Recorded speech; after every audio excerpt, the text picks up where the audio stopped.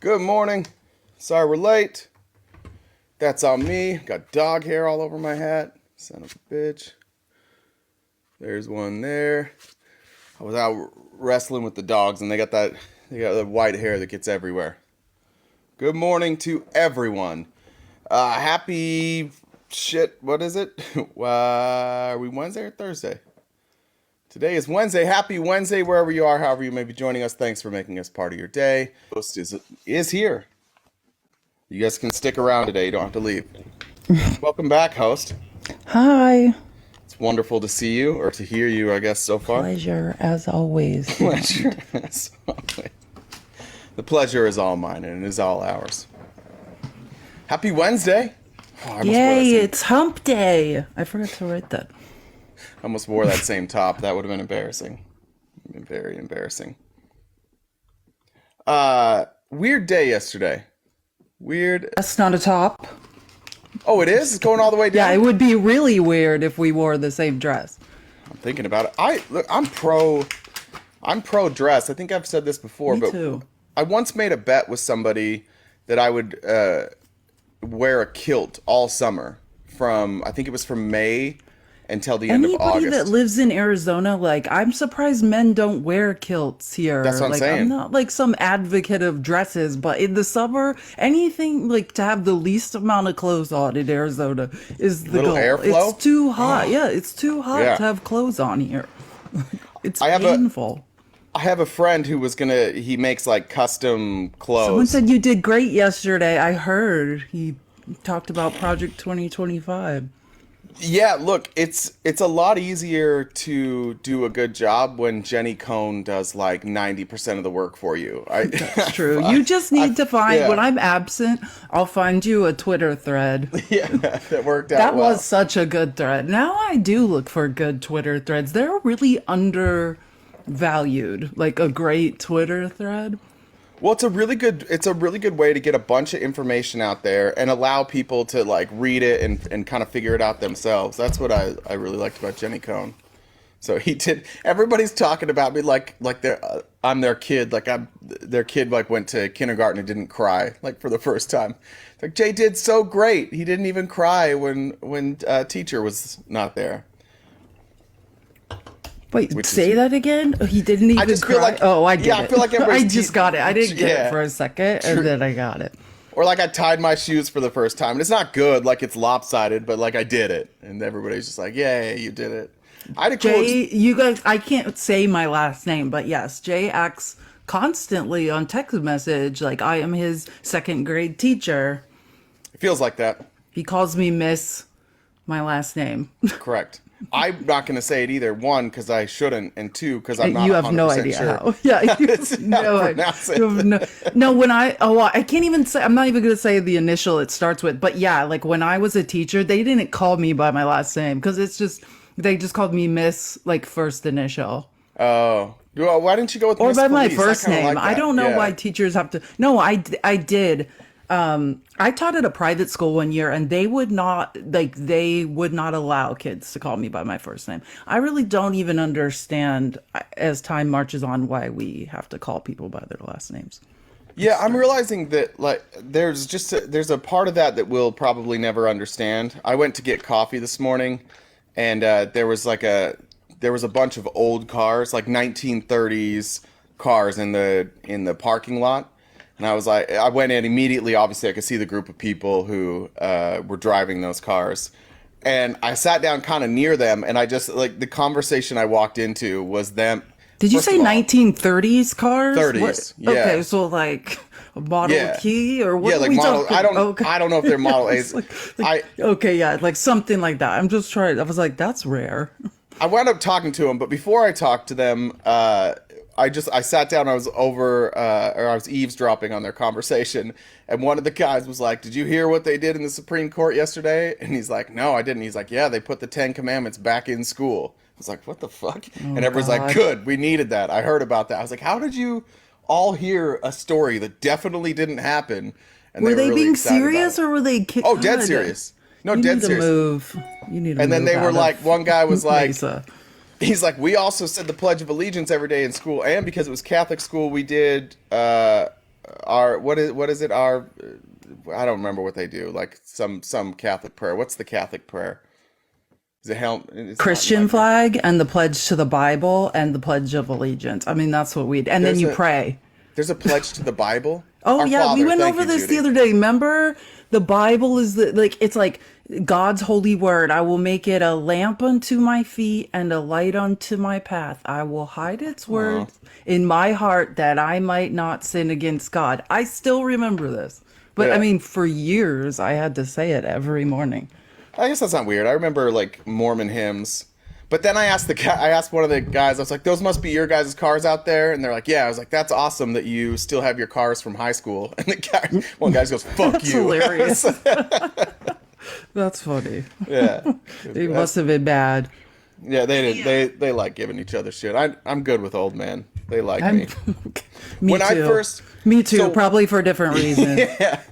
When I first joined this golf course where I'm at, my first day, the lady the membership director was like, hey, just go play with this group. They'll be fun. And everybody in the group was like the youngest person might have been 60. They called themselves the Net Brothers, which is like a golf term. And we played 18 holes of golf. By the end of it, I can't see. Like I'm drunk. We go in, they drink more, and then they're like, whiskey 9, which means you go play another 9, but you take a drink every hole. So by the end of the 9th hole, one 70-year-old man fell into a lake. Like there's a hill, like a gradual hill that goes down to a lake on the 9th hole.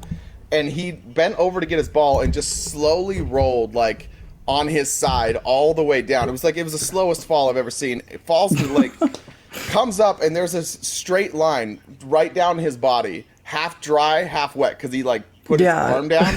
His glasses are busted. He's got a cut on his eye. And I was married at the time. When it was time to go home, I called my ex. I was like, you got to pick me up. Like, there's no way I can drive. And I could barely walk. She wound up putting me, at the time she had a Jeep, she put me in the back. Like, and I was just rolling around in the back because she couldn't get me in the car. Everybody else drove home. All these, like, professional drinkers, they just drove home. But those guys, I told people in the Discord a story about a trip to Montana I took and how we got kicked out of every restaurant in Montana on day one. And I won't say that live on here, but like those were my friends for probably a year. That was the group And it's of hard to guys. get kicked out of restaurants in Montana. Yeah.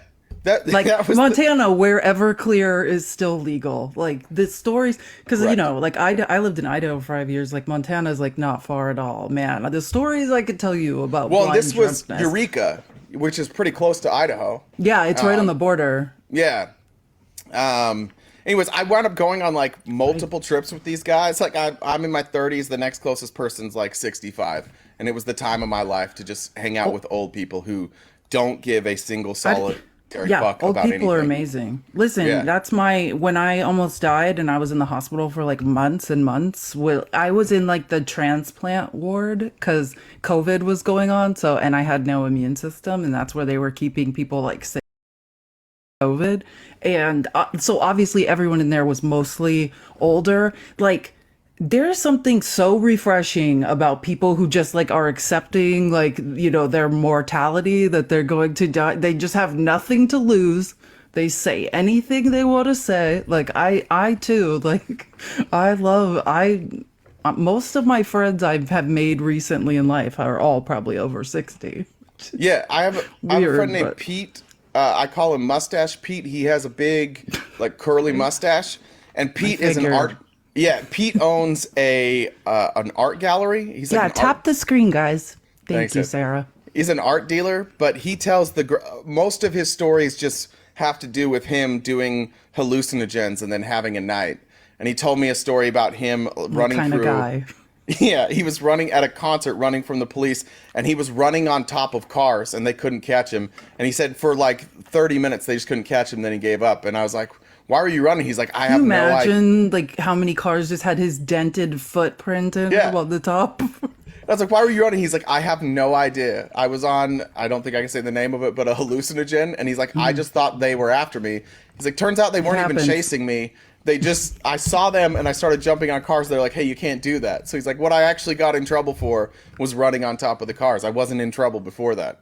So he's one of my favorite. That's hilarious. And Pete always has a pocket full of bita honeys. That's when you know you've met yourself a great old man. Do you know what a bita honey I know is? exactly. Yes, my dad likes those. You gotta like put them in the microwave though. If you put them in the microwave for like 5 seconds, you want them to break your teeth off. You gotta soften them up in your mouth.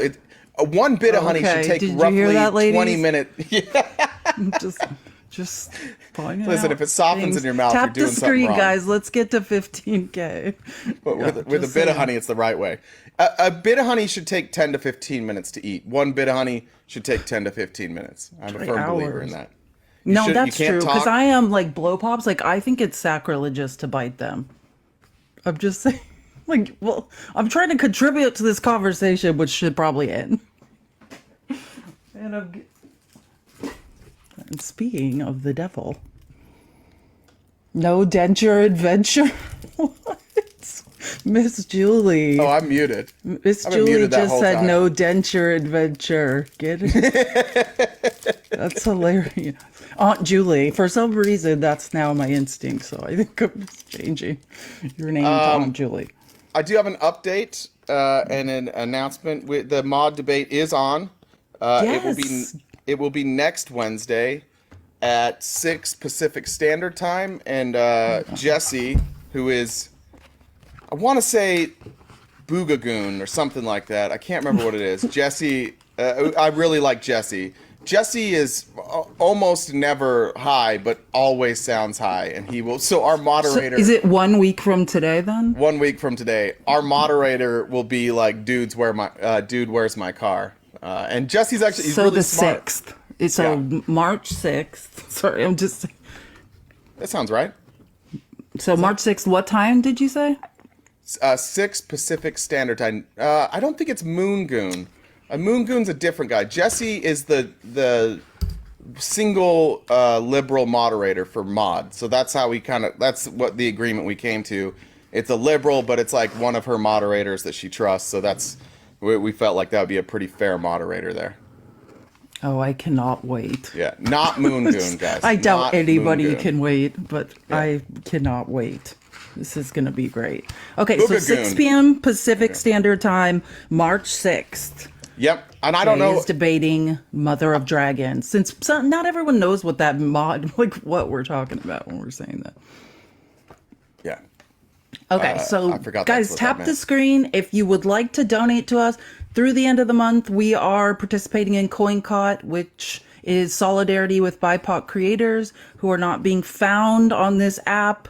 The same as everyone else. If you would like to send us a gift, please use one of these. We split the gifts at the end. Also, the real point of sending us a gift is the funny message that we will read aloud periodically on the show. So you can do like a F, Mary, banish, we call it, since we can't really say that word, of like and three sometimes politicians. We don't want to. Yeah, sometimes we don't want to unalive somebody. Especially if we know them. Yeah, it's like kind of like inappropriate if it's about like other creator. Because I wouldn't want someone to unalive me. Banish just seems nicer. So, some days it's not the worst idea to. Yeah, for sure. I should be probably. I want to do it to myself. Sorry, I'm pulling up the outline. But yeah, I also was editing a different outline for like 20 minutes this morning. I saw that this morning. Sorry.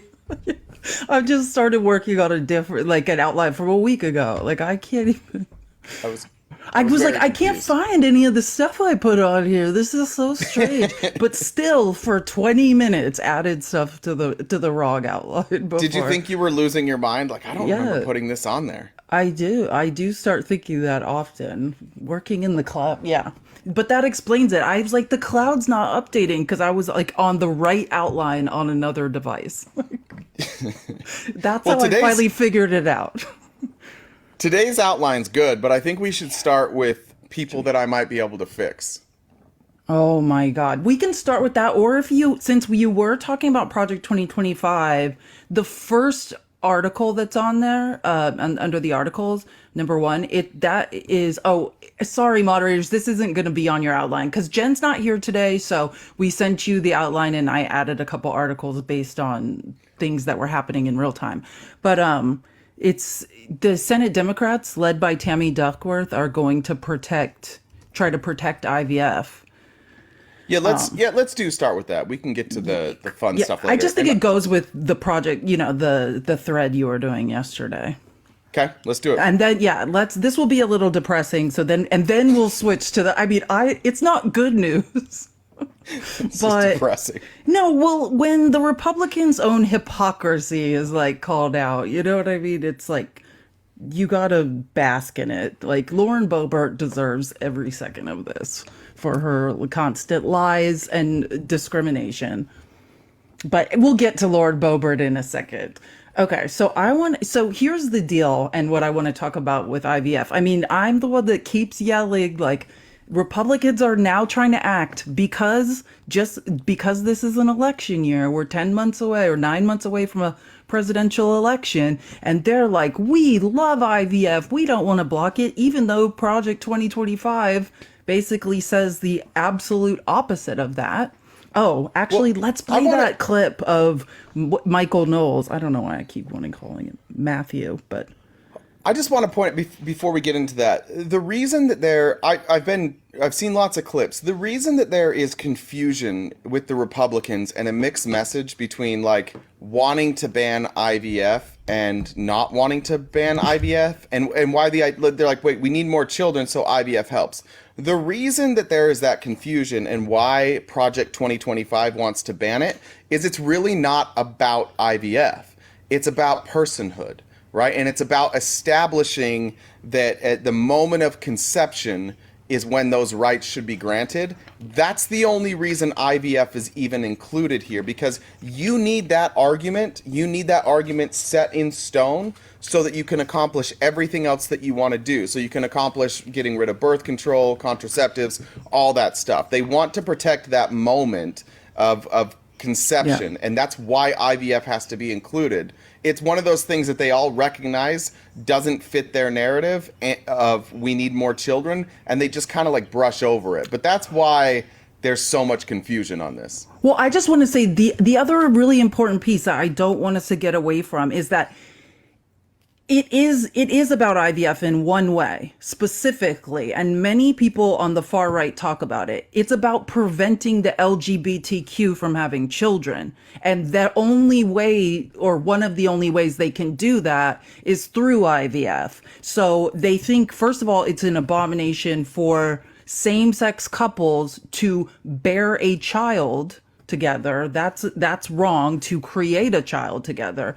So that's the IVF piece. And that's in Project 2025, it clearly states they don't want same-sex couples to bear children, and they don't want them being raised in a household with same-sex, because they also don't want adoption. They make that clear as well. They don't want same-sex couples creating children through IVF. They don't want them to adopt children because it's also an abomination and a sin under God to have same-sex couples raising children, because they might turn them gay or whatever it is. So I also don't want us to forget that piece, because it affects me. Yeah, you're right about that. I was saying the reason most of these Republicans are confused. The other thing is a lot of Republicans, like you're just everyday Republican, they're not going to say what you just said. Some of them don't even hold that belief. Some of them, but more importantly, they understand as a country, and they're trying to win elections.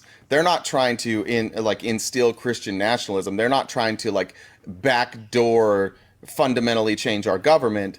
They're trying to they're trying to win elections. So that's not a lot of this messaging doesn't work for them. Oh, for sure. It's super annoying. The thing is the think tanks, right? The plan, that's the problem. The Republicans' plan, it's almost like a secret plan. Like you heard the Project 2025 guy saying in that thread, we're not even going to tell the full plan, because then they would really freak out. You know what and nobody would vote for the Republicans. That's why they're saying they're not going to tell the whole plan, because even what they're saying now is so wild. And they know, and you're right, like the moderate Republicans are like, what are these people talking about? But that is what is in Project 2025. The plan when not just Trump, any Republican is elected to the presidency, like that is the plan. But absolutely, it's not election friendly. Like the plan is not election friendly. And any moderate Democrats are like, can everyone stop bringing this up? It's going to ruin my chance at re-election.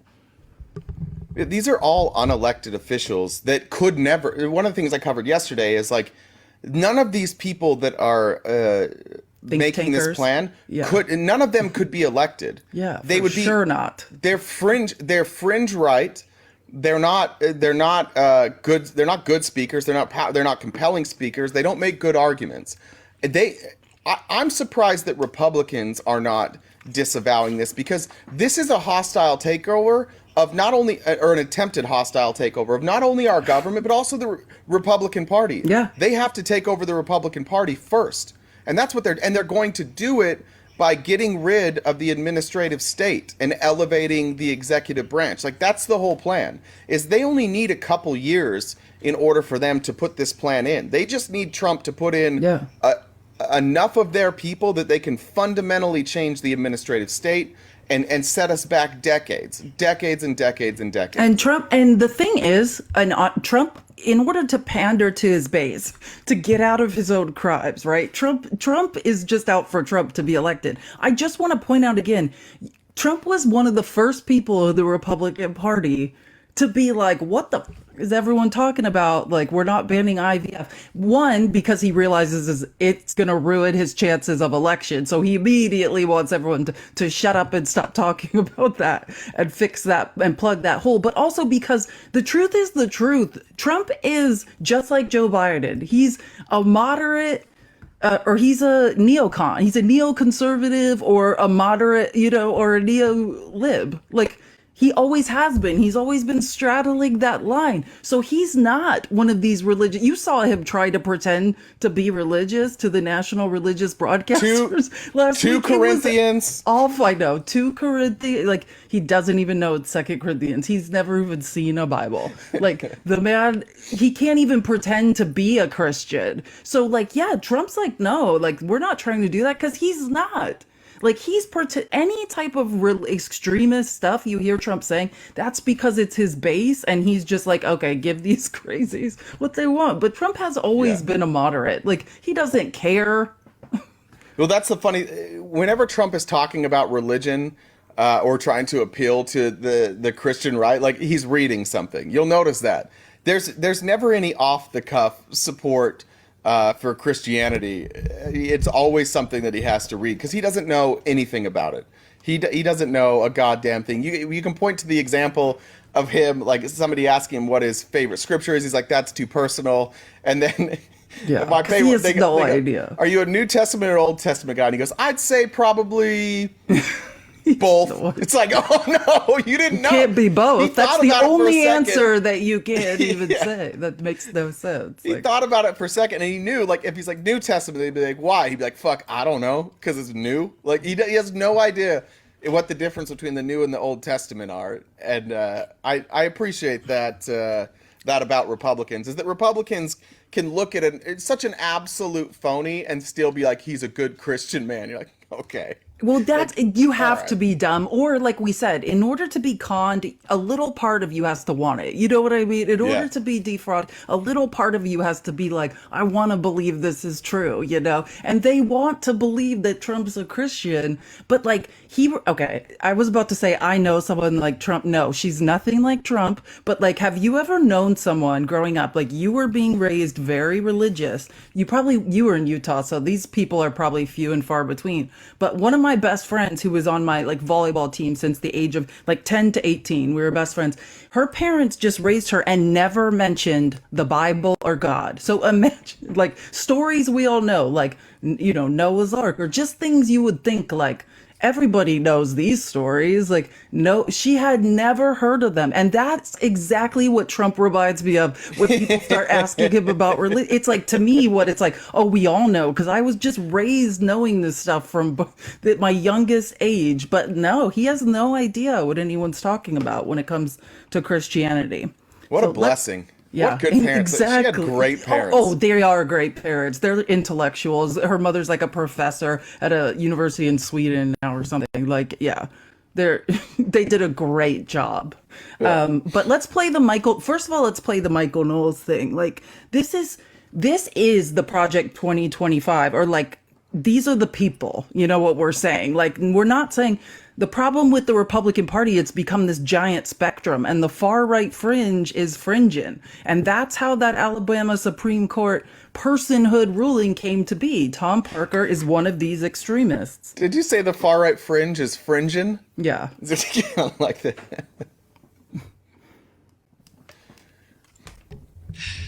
The reason surrogacy and IVF are immoral is because... Oh, yeah. By the way, we're not just with IVF now. He's talking about why surrogacy. They also, just, you know, Project 2025 that won't allow surrogacy either, because that helps the LGBT. The reason surrogacy and IVF are immoral is because they interfere into the family. They break up the nucleus, the very building block of political society. What he's saying is a man and a woman having sex to have a child. Gotcha. Yeah. The nucleus. That is the foundation. The nucleus family. That's what they're talking about. I'm going to teach that to my daughter. The nucleus of our family was your mother and I having sex. Okay. She'll hate that. The nucleus, the very building block of political society. They separate the reproductive from the conjugal act. I'm sure your nieces are great. Okay. Oh, I forgot to tell you guys something. When he's saying, I'm sure your nieces are great, that's because he's answering someone's question, saying, like, my nieces were born from IVF. Like, do you think why isn't that valid? And he's like, I'm sure your nieces are great. Like, it is so uncomfortable to hear religious people talk about sex and like their inability to just use regular words. Like, he's like, the conjugal act. Shut the fuck up. Like, stop talking like a weirdo, dude. Like, that's so weird. That's so uncomfortable for everybody that's listening to you. And he's saying that because he can't say words from the videos that he watches when his wife isn't around. He can't say. And this man, this is Michael Knowles, if anyone's wondering who's talking. This is a man who, like, at CPAC spews anti-trans ideology. Like, this man says vile things, but cannot say sex.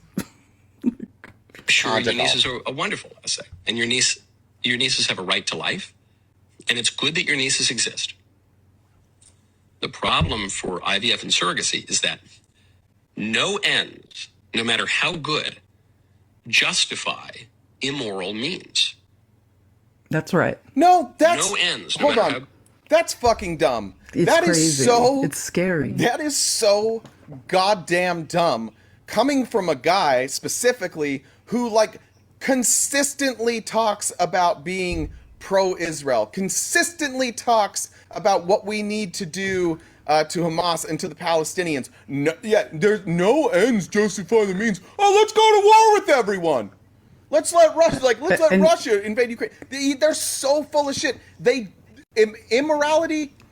Killing people, cool. It's called the moral equivalence. Problem. Like he's trying to use speech and debate. Well, a moral equivalency doesn't exist. You can't say like, oh, because Hamas did this, now let's go murder everyone in an open air prison. It doesn't make any sense. But now we hear this argument. He would say like, all right, we could end the war with Israel and Palestine right now by letting everybody just gets to start having sex with whoever they want, and the war ends tomorrow. No more deaths. He'd be like, no, keep the war going. We can't let people have sex outside of marriage. Fornication. We must keep going with the genocide. He would say fornication. Fornication. He would say. We must stop the conjugulation. I don't know if that's a word, but he'd say some dumb shit like that. It's so stupid. It's so stupid how afraid Christians are of sex. They're so afraid. Immoral means. No ends, no matter how good, justify actions that are intrinsically evil to achieve them. This is the same kind of logic that we would apply to, say, rape. A child who is conceived in rape, I know some. That's right. He's doing this. They have a right to life. It's very good that they exist. So now he's on forced birth. Or is anyone listening to this? As an evangelical, Is this happening? As an evangelical, did you have that, like, we'd have like these youth testimony meetings and stuff, and there would be stories, and there were stories, and I remember like really powerfully, years after she was returned to her family, Elizabeth Smart started speaking out about like rhetoric. And one of the things that she brought up was that she had heard, there were all these stories, and she had heard so many people say that, like, I would rather die than be great. Like if that was happening, I would rather die than be great, because I don't want to lose my purity. Not because like the act itself would create a life for you that was horrific, like the aftermath, nothing like that, but simply because like they would rather protect their purity so much that they would rather be dead. And so she's sitting there in church hearing these stories as somebody who has been sexually abused repeatedly, going, oh, what am I, a coward? Like, did I not do what I should have done? Like, I was a teenager, and I'm still alive, and I'm here. Yeah, that's and I have ridiculous. these stories every day of people saying, your purity matters so much that even if somebody is violating you, it's better for you to no longer live than to be violated. And I just, her talking about that really nailed home. I think this is what it's come to. Yeah. This is what 100%. That's what Michael Knowles would think. You don't think he would teach his kids that? 100%. Yeah, that's just such a hard thing. Sorry, it's just a little triggering for me personally. But yeah, I can't. Is she still religious after all? I could not even listen to that. So their family, what's happened to their family has been crazy. They got divorced. Did they get divorced? Yeah. Parents? So her dad, who was the messaging she had got about sexual purity came a lot from her father, and he in the community, in the LDS community, he was a very like outspoken purity culture guy. Well, he's gay. Oh, God. And he came out. Of course he is. Yeah.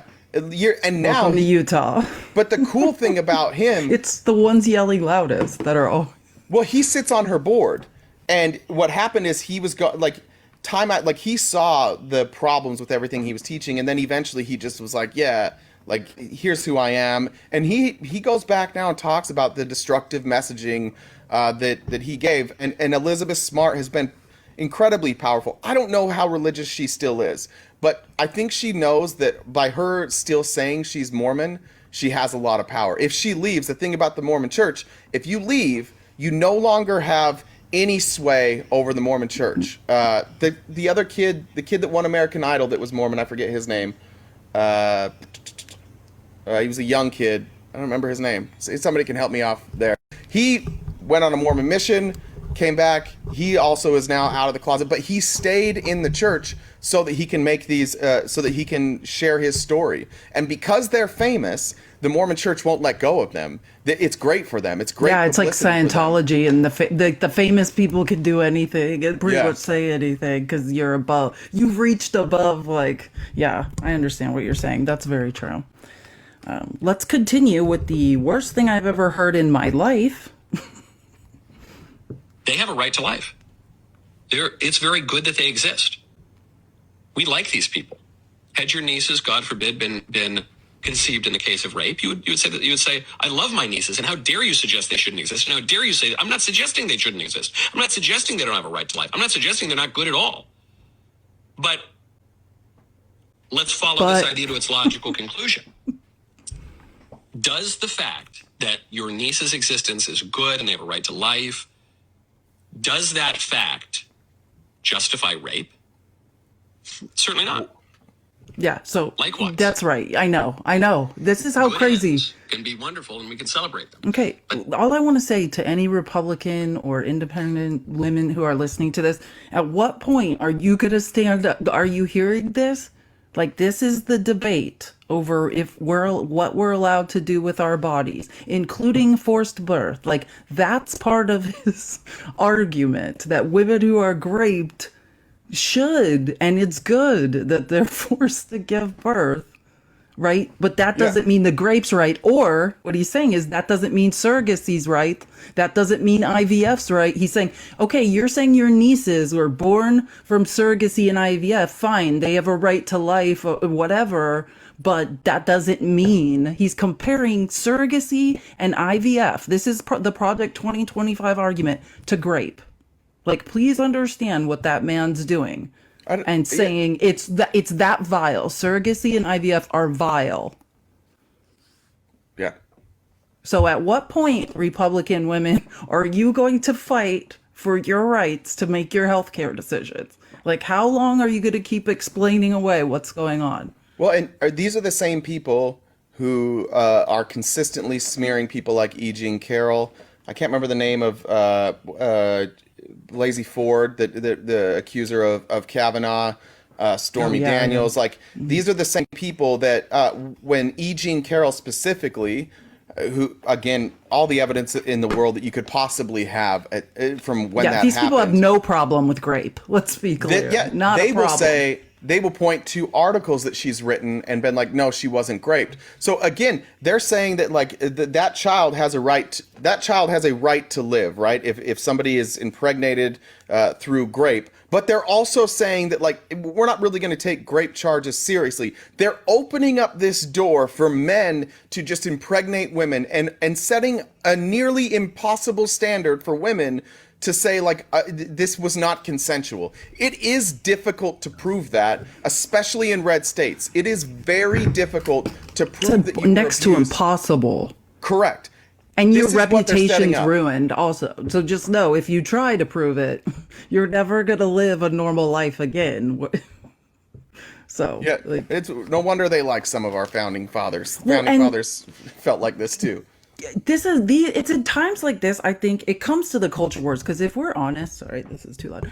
If we're honest, like Gavin Newsom is just like Joe Biden. They're, same thing as Trump. They're all neocons, neolibs, straddling that line. But on culture wars, like Gavin Newsom, I think sitting at home during COVID, pretty sure I heard him say this. Like, he said he became sort of radicalized about culture wars, like during COVID and stuff, watching Ron DeSantis and what he was doing specifically in Florida, and he couldn't take it, like to women, he couldn't take it anymore. And so like Gavin Newsom has been, I don't know if anyone's seen the clips because I wasn't here yesterday, but he's been going around basically hammering the point home that grapists have more rights. The Republican Party are granting more rights to grapists than to women to use surrogacy and IVF. That, please understand, Republican women, this is your party. This is your party. This is where we're at. Like, this is serious. And please stop saying, oh, they just want the states to decide. Look around. Look what's going on. Why do they want the states to decide? Because that's their only chance to get some of this legislation passed, because it's so unpopular, but they've gerrymandered and they've done a good job putting extremists in state legislatures. I was talking to somebody here in Arizona. They're like, well, that's crazy. That wouldn't happen here in Arizona. I'm like, you have to remember that Arizona might be purple, but our state legislator is red. Deeply red. Yeah, like, and fringe red. Those people are crazy. And they don't care what we say. They will absolutely put these rules in place. We're talking about a group that wants to abolish the Department of Education, to get rid of sex education in general. And they just want women to go back to being controlled by men, whether they know it or not. This is the part where I think our messaging we have to be careful with our messaging when in a discussion with conservatives, not to immediately turn them off. Like, if you have conservative friends, rather than just saying like you support grapists, like actually walking through these steps and explaining how this would work. That was the conversation I had yesterday. When you can show them that not only is this something that some people want to do, but that it's very possible and it very well could affect them. This affects all women. The people, the conservative women who are married and who believe they are done having children, it doesn't matter. It still affects you. You don't think they're going to go after all hormones, any sort of hormone treatment, anything they can. This will touch us all. And yeah, many women need these access to contraception, not for contraception. Like, but eventually this will touch us all. Look what they've done just since the repeal of Roe v. Wade. Like, this is what we're seeing. The far right fringe of this party, this is who they are. And you're right. We are in real time watching the hijacking of the Republican Party. And for people that have no scruples, no ethics, no morals in general, they certainly are just letting it happen. You know what I mean? Like, it's almost like they're watching in disbelief. Like, it was so interesting. Dana Bash had Nikki Haley on last night. Oh, I sent you the tweet of it. Oh, go actually, ahead. never. Keep going. Actually, no, I was just gonna say, yeah, it'll take 2 seconds. But Nikki Haley Dana Bash was talking to Nikki Haley. Wait, what was it? Like, basically just saying, like, hey, can you acknowledge now that, like, the Republican Party has changed? Yeah. Like, they don't want you anymore. And Nikki Haley was just like, yeah, that's, like, you could tell last night she finally probably got it. Like, oh yeah like, this is not the Republican Party. It's like she finally realized, like, these people. She's like, maybe they've left me behind. Yes, okay. That's what. Yeah, it's like, which is crazy because, like, it's not like she is some moderate. It's not like she's not a Joe Biden neocon. She's pretty far right of Joe Biden. She's scarier than Joe Biden. And even her, she's like, whoa, sure. we went way too far. Just a couple comments from people. Amber wants to know, when soaking, does the size of the jumper matter? Yes. It can. We'll say it can. Again, not all soaking is done with a jumper. A lot of it is done. I had never heard about the jumper until you told me that. Yeah, a lot of it is done through with bunk beds, using your legs from underneath. Shut up. Yeah, there's a lot of bunk beds. Hilarious. Think about dorms. There's bunk beds in dorms. No, I know. I went to college in Idaho. I knew about the jumper, but I just thought that was part of soaking. Like, I didn't know that there was, like, another term for that person. But it is always wondering, like, why is there always a third person around when Mormons are? Yeah. You know what I mean? Like, it's a little strange. You have to have 2 witnesses or it doesn't count. That's true. And then F. Mary Banish, Madison Cawthorn, Laura Ingraham, Ron DeSantis. Laura, oh my God, Laura Ingraham, Ron DeSantis. That is honestly so random and so awful. No, Madison Cawthorn is the worst of the worst. So, another resident of Florida. I don't know how you people in Florida are doing it. It's like the mecca of the crazies now. It's like, to prove your loyalty to Trump, everyone's just the insane people just migrate to Florida. That one's tough. Yeah, I can't even. Wait, Laura Ingraham. Oh, God. Laura Ingraham, I guess. I got this one. Something with Laura Ingraham. And Ron DeSantis. I think Ron DeSantis, you could marry him and just, like, I don't think his wife listens to him. I think she runs his life. You know what I'm saying? Like, he's just like a weird robot. Like, any thought or idea he has, you can probably just tell him what it is. So I'd probably marry Ron DeSantis. I'm gonna banish Madison Cawthorn. Yeah, he's basically banished anyways. He has to go. Saves me some work. I'm going to marry Laura Ingraham 100% for the money. And then I am going to have a one-nighter. Her voice, waking up to her voice, telling you some crazy right-wing stuff every day. I will not be home. All you got to do is give Ron a nice, clean pair of white boots every now and again, and he's good to go. But hear me out. With Ron, I'm having that one-nighter, and I'm putting up nanny cams. And I'm going to end his career by posting that video. That's actually I mean, make yourself useful for sure. Or I will use it as leverage to get him to govern not like a psychopath in Florida. Maybe I'll use my powers for good. I'll be like, hey, you got to reverse all this legislation or this video's coming out. Suddenly Ron DeSantis will be raising taxes on rich people. He's going to have special protections for LGBTQ people. He's going to wear every day. Every press conference, Ron DeSantis is wearing Mickey Mouse ears every single time, with a shirt that says "I heart Disney" or like, I believe Disney that. Dad, something like that. That's what I'm saying. I think I could change Ron DeSantis's entire set of beliefs. Like, that's what I don't think he's like married to his beliefs. He just tried to do, look how many lives he has ruined just because he wanted to try to steal Trump's voters. Not because I think he's like, because he used to be a different person. When he was in Congress, everybody says like he had none of those beliefs. Zero. He was like Paul Ryan Jr. He wanted to be, he himself said he wanted to be Paul Ryan when he grew up. Paul Ryan, I understand that what I'm about to say is going to be weird, but he's Paul Ryan without the charisma. And I recognize that Paul Ryan doesn't have a ton of charisma. Yeah, but he has more than Ron. That's for sure. Oh my God, way more. Anyways, okay. Justine says there's no changing these guys. Yes, there is. There's absolutely changing them. It's called power. It's called money. They will change every view they have if they think they can get more money and more power. Every one of them. These aren't their real beliefs. These are just convenient beliefs to consolidate power. Like we are all just our lives are. This is a game. For power. It's a leverage game. These people don't care. That's the worst part about it. It's like, I almost feel better. Like, that's one thing. The only thing that makes me, well, I do not like her, but the only acceptable thing about Carrie Lake is like, she's a true believer. That's really, that's really what she thinks is going on.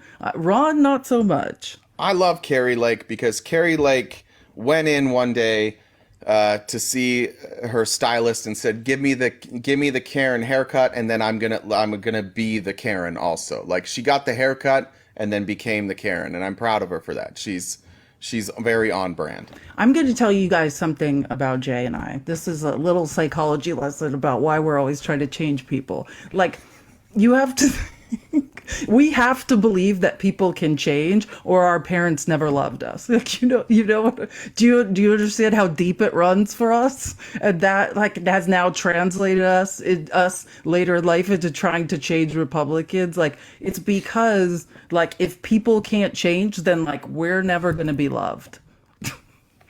Yeah, that's devastating but accurate. Yeah. It's real for us. That's why we do this every day. That's why genius. we're willing. Yeah, that's why we're willing to do this every day. We're not right. Freud knew it all. Yeah. Exactly. Like, think about it. That probably applies to a lot of people here. Like, if you really think about it, who have had extremely religious parents or whatever. Like, if there's no hope for people to change, what does that mean for your nuclear family? Yeah. Speaking of nuclear families and changing people, my future stepson got in a little trouble yesterday. Yes, it's that time. I'm so happy. Yeah, little Bobby. Oh wait, can I say one more thing about our last subject just to wrap it up? Okay, because this, just to tie it together, guys, and ruin everyone's day before we talk about something funny. Don't worry, we'll cheer you up. But the part, so Tammy Duckworth, who is in Congress in the House, the Senate. She's a senator, right? Tammy Duckworth's a senator. Yes, Senator Duckworth. Senator Duckworth. That's an awesome name. So she is bringing a bill to the floor. She basically, and this is the genius part I just read. So this is, if anyone wants to look up the article, it's called Senate Democrats led by Duckworth to force vote on protecting IVF access nationwide. And listen to how genius this is. They want it to be a unanimous consent vote. So if even one Republican won't vote, it publicly says they don't want to protect IVF, and they're going to crucify them afterwards. But here's the part that's interesting in this article. I mean, there's so many like interesting nuggets, because here's the thing. Lindsey Graham, right in that bucket we talked about, like the neocon, neo-lib, just same as Biden. They're all the same people. Lindsey Graham came out just straight up and is like, an embryo or whatever is not a person. Like, yeah. Lindsey Graham knows what's what, and then he backtracks. But like Lindsey Graham's actual beliefs are right in line, straight down the middle. Like, he's not an extremist at all, but we'll see him walk in that his comments back here pretty soon. But yeah, so they're going to try to force a vote, and that way we could see which Republicans are essentially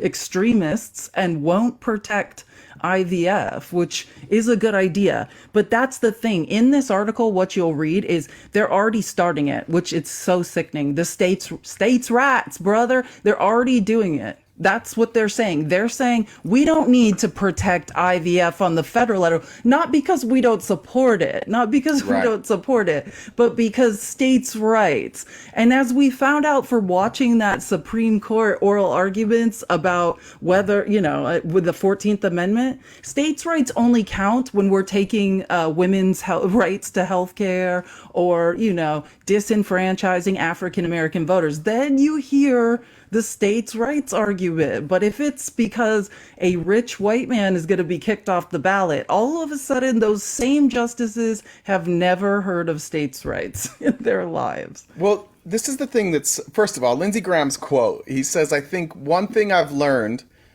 he just learned this, by the way. I like that he learned this. I think one thing I've learned is that nobody's ever born in a freezer. That I know of. I love Lindsey Graham. If he could just be him, we would. What a all politician! Really like him.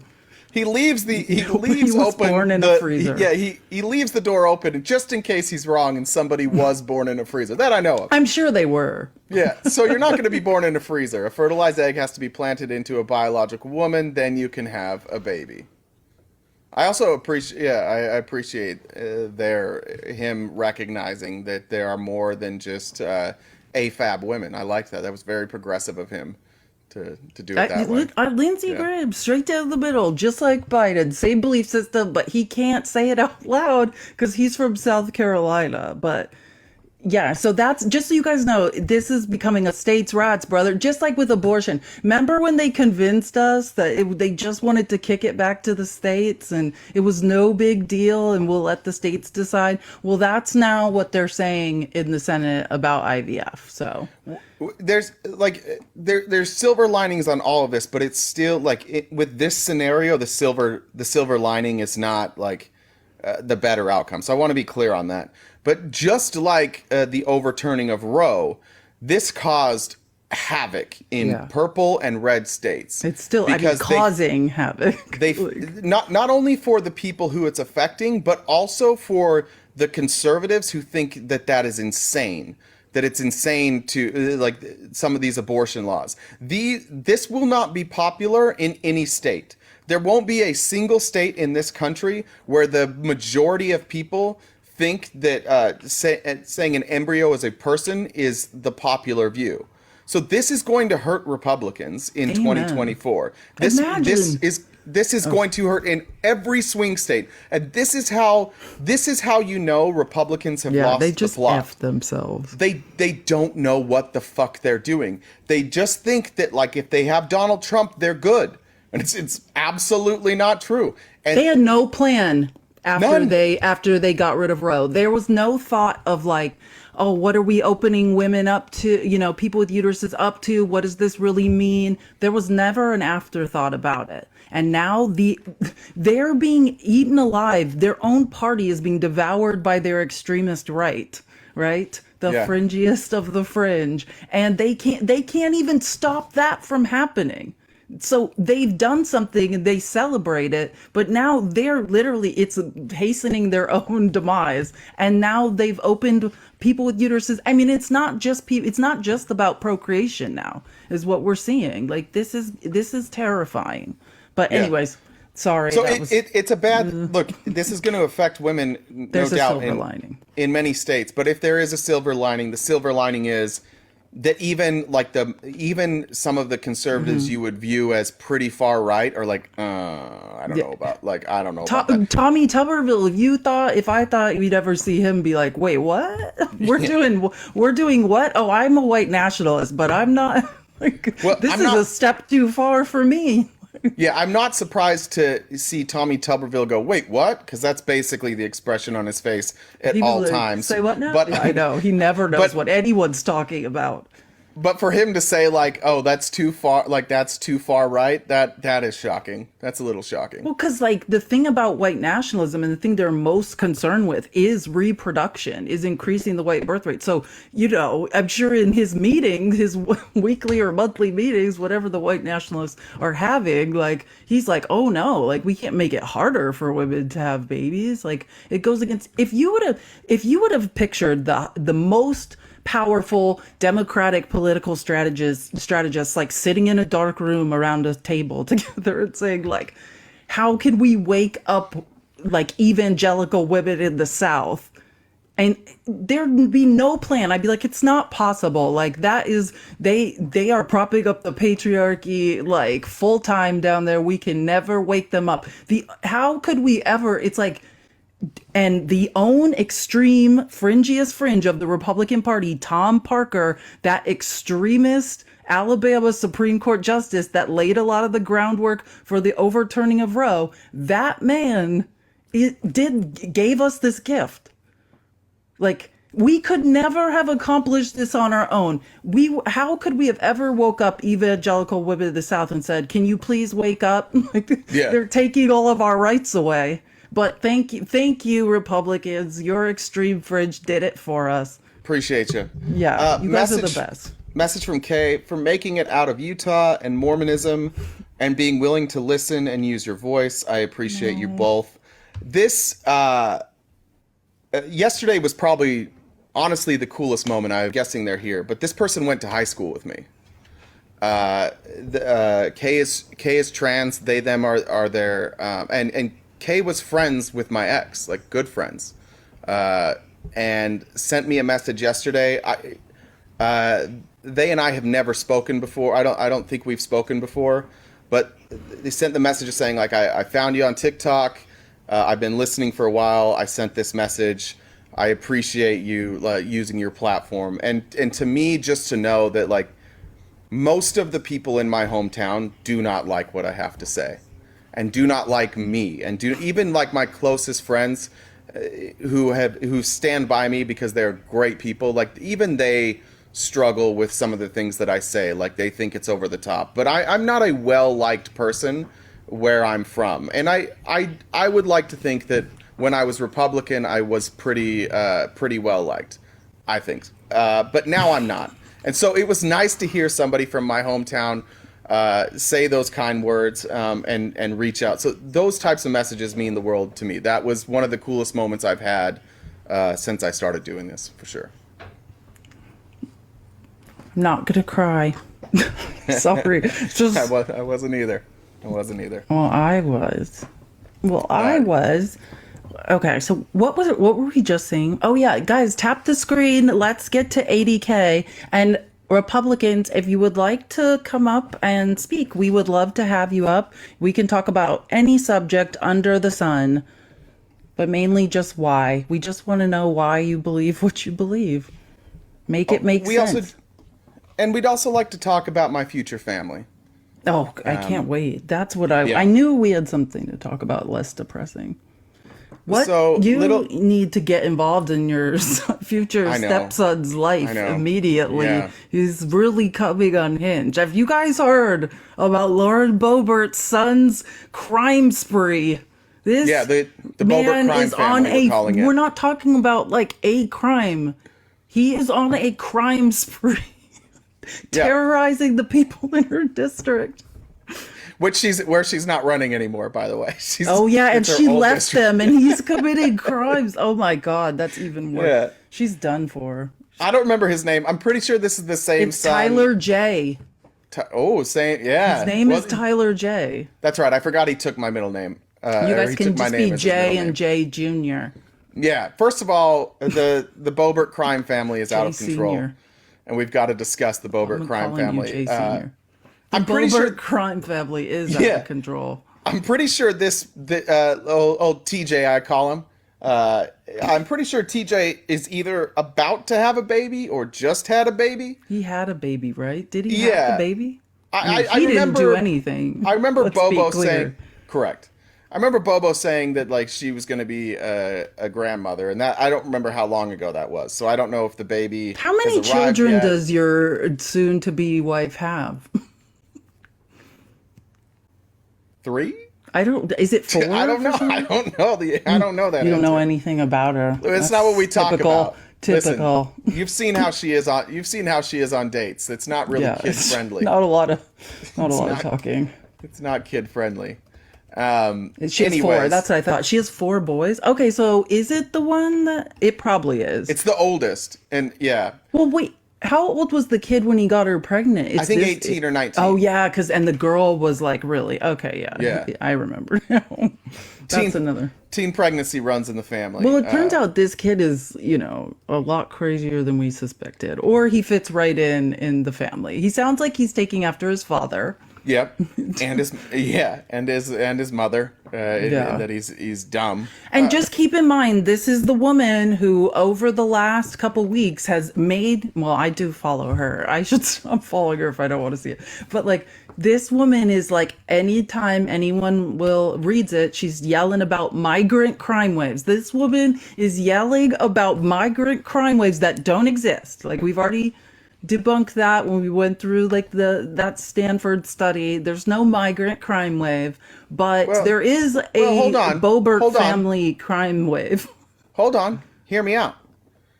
I believe now, after checking, my girl Bobo has moved into her new district. I also believe that her son is there. Are they not migrants to the new district? Is this the migrant crime wave that she's discussing? Definitely. She moved across the state, and maybe this is what she meant all along, is that if it's the people moving from her old district to her new district, and this seems to be a crime wave. But again, the Boebert crime family needs to stop. It's we got to have an impeachment inquiry now. Right now, we got to start it. And, someone should be looking into her. Where is the congressional hearing?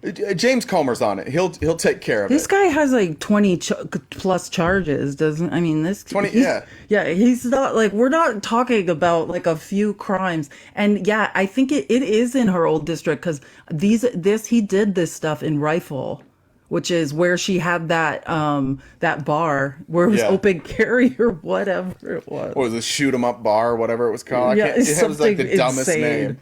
Yeah, I'm pretty sure that was in Rifle. So I do think he's committing a bunch of crimes in her old district. Shooter's Grill. That's what it was Oh, called. yeah, Close. I wasn't far off. I knew it was something stupid. I do. Yeah. God, that is just a nightmare. It says this is this is hilarious. Okay. So what is he doing? Like breaking into cars, or is that what is he? Because I had friends that I feel like this is like I feel like I used to know kids that did things like this. Isn't that what he's doing? Yeah, I'm believe it or not, never been convicted or arrested for a crime. I was once, I guess technically I was detained by a grocery store security staff in high school. I did get caught shoplifting once when I was in high school, which is a pretty funny story, actually. Faces 22 charges, though. According to all right, here's vehicle trespass. I don't know what this means. And property thefts. What is criminal possession of a financial device? What would that include? What is a financial device? Well, I think probably someone's debit card. Like what it sounds like, this is what I'm getting from, like, if I had to guess, because I had friends that did shit like this. Like, do you remember the bling ring in Los Angeles that was breaking into celebrities' homes? Well, they lived in the valley in like Calabasas, and they got their start. They would basically go and just try to open car doors, like of really nice cars, and then they would steal all the stuff inside the cars, which a lot of times included debit cards, credit cards, IDs, which are separate crimes, I think, if you have those types of things. But that's what I kind of got, because it's like vehicle trespass and it's thefts, and then it also says that criminal possession of identification documents. So he had people's license, you know what I mean? Or passports. Yeah. Like he has people's licenses. I assume the financial thing is he probably had debit cards and credit cards. Conspiracy to commit a felony, 15 additional misdemeanor and petty offenses. Yeah, that's what so a person commits criminal possession of a financial device if the person has in his or her possession or under his or her control any financial device that the person knows or reasonably should know to be lost, stolen, or delivered under mistake as to, yeah, so I guess, weird that they call it a device. Why does the law use such weird language sometimes? I But mean, I that's guess so yeah, my to impression apply, is but- he's basically getting effed up, breaking into cars, stealing whatever he finds in them probably. And whatever else. Like I feel like when I was, how old is this kid again? 19. Yeah. I had some friends 18. did things like this. His mustache is terrible, by the way. That's what. Oh, I know the real he's crime is not the looking mustache. good. He's Yeah. not looking good. He like get this kid in counseling. I just want to say it's not okay. I'm not condoning what he does. It's more not okay because of Lauren Boebert yelling about immigrants committing crimes. This is literally what they're saying immigrants are doing, and it's her child doing it. So, like, Your dad was a criminal. There's a phone call that you can hear where I think it's this son talking about his dad like beating him up. Yes, and then Lauren Boebert's like, "Don't send the police. It's fine." Oops, I just hit my microphone. That's what I was gonna say. I'm not condoning anything this kid does, but if I've ever seen somebody that needs to be in counseling and get some help and attention, like this child needs a hug. Yeah, I mean, look what his mom's on. His mom is never on the news for a good reason. If his mom or dad is on the news, and they're on the news a lot, it's never a good reason. Can you imagine if your mom, after the Beetlejuice thing? Yeah, he's not well. He's not well. This kid needs help. Like somebody Lauren, go home, stop tweeting, and hug your child. Would be my advice to you. You're gonna lose the election anyways. Maybe pack it up and just go be a mom for a little bit. For sure. And look, I'll be there to help you. I'll walk you through this, Bobo. Me and you, we got this together. I can fix it. I can fix it. Yeah, and Jay's gonna move in soon, so that he'll have a real role model. The irony is, once I fix the family, I'm not going to want anything to do with them. I know. The minute she starts functioning properly, you're out. This kid turns it around. I'm like, I'm out of here, and then they're just going to break again. I don't know what to do when things are going right. You know what I mean? Like, are you seeing the comments? The McConnell stepping down in November? Well, it has to happen at some point. Wow, that's Is it terrific. true? I just watched Let me look. that interview. Did you send that? Is that on our sheet today, or did I watch? Yeah, I would. That makes sense after the election, maybe. Like that's not good as time as any. Oh, just as the Senate leader. Maybe he's not stepping down as senator, just as the leader. Senate leadership, to step down from Senate. I just want to play my. Whoops. Sorry, I wanted to play my favorite Senator McConnell clip in response to this. The golden boy is just Mitch reincarnated. Turtle D and Turtle Dumb. Let me just play this clip. Important for us, in order to be competitive in the big election, the presidential election. I mean, we're pretty competitive in Congress. We control both houses. This is But 2015. to win the big office, we need to do better with Hispanic Americans. This is not anything you don't already know, but America is certainly changing. I believe it's the case that when Ronald Reagan was elected, 84% of American voters were white. I think I read the other day that in 2016, 70% probably He's will terrified. be white. He's like, help. My party does really good with white people, and I'm proud of that.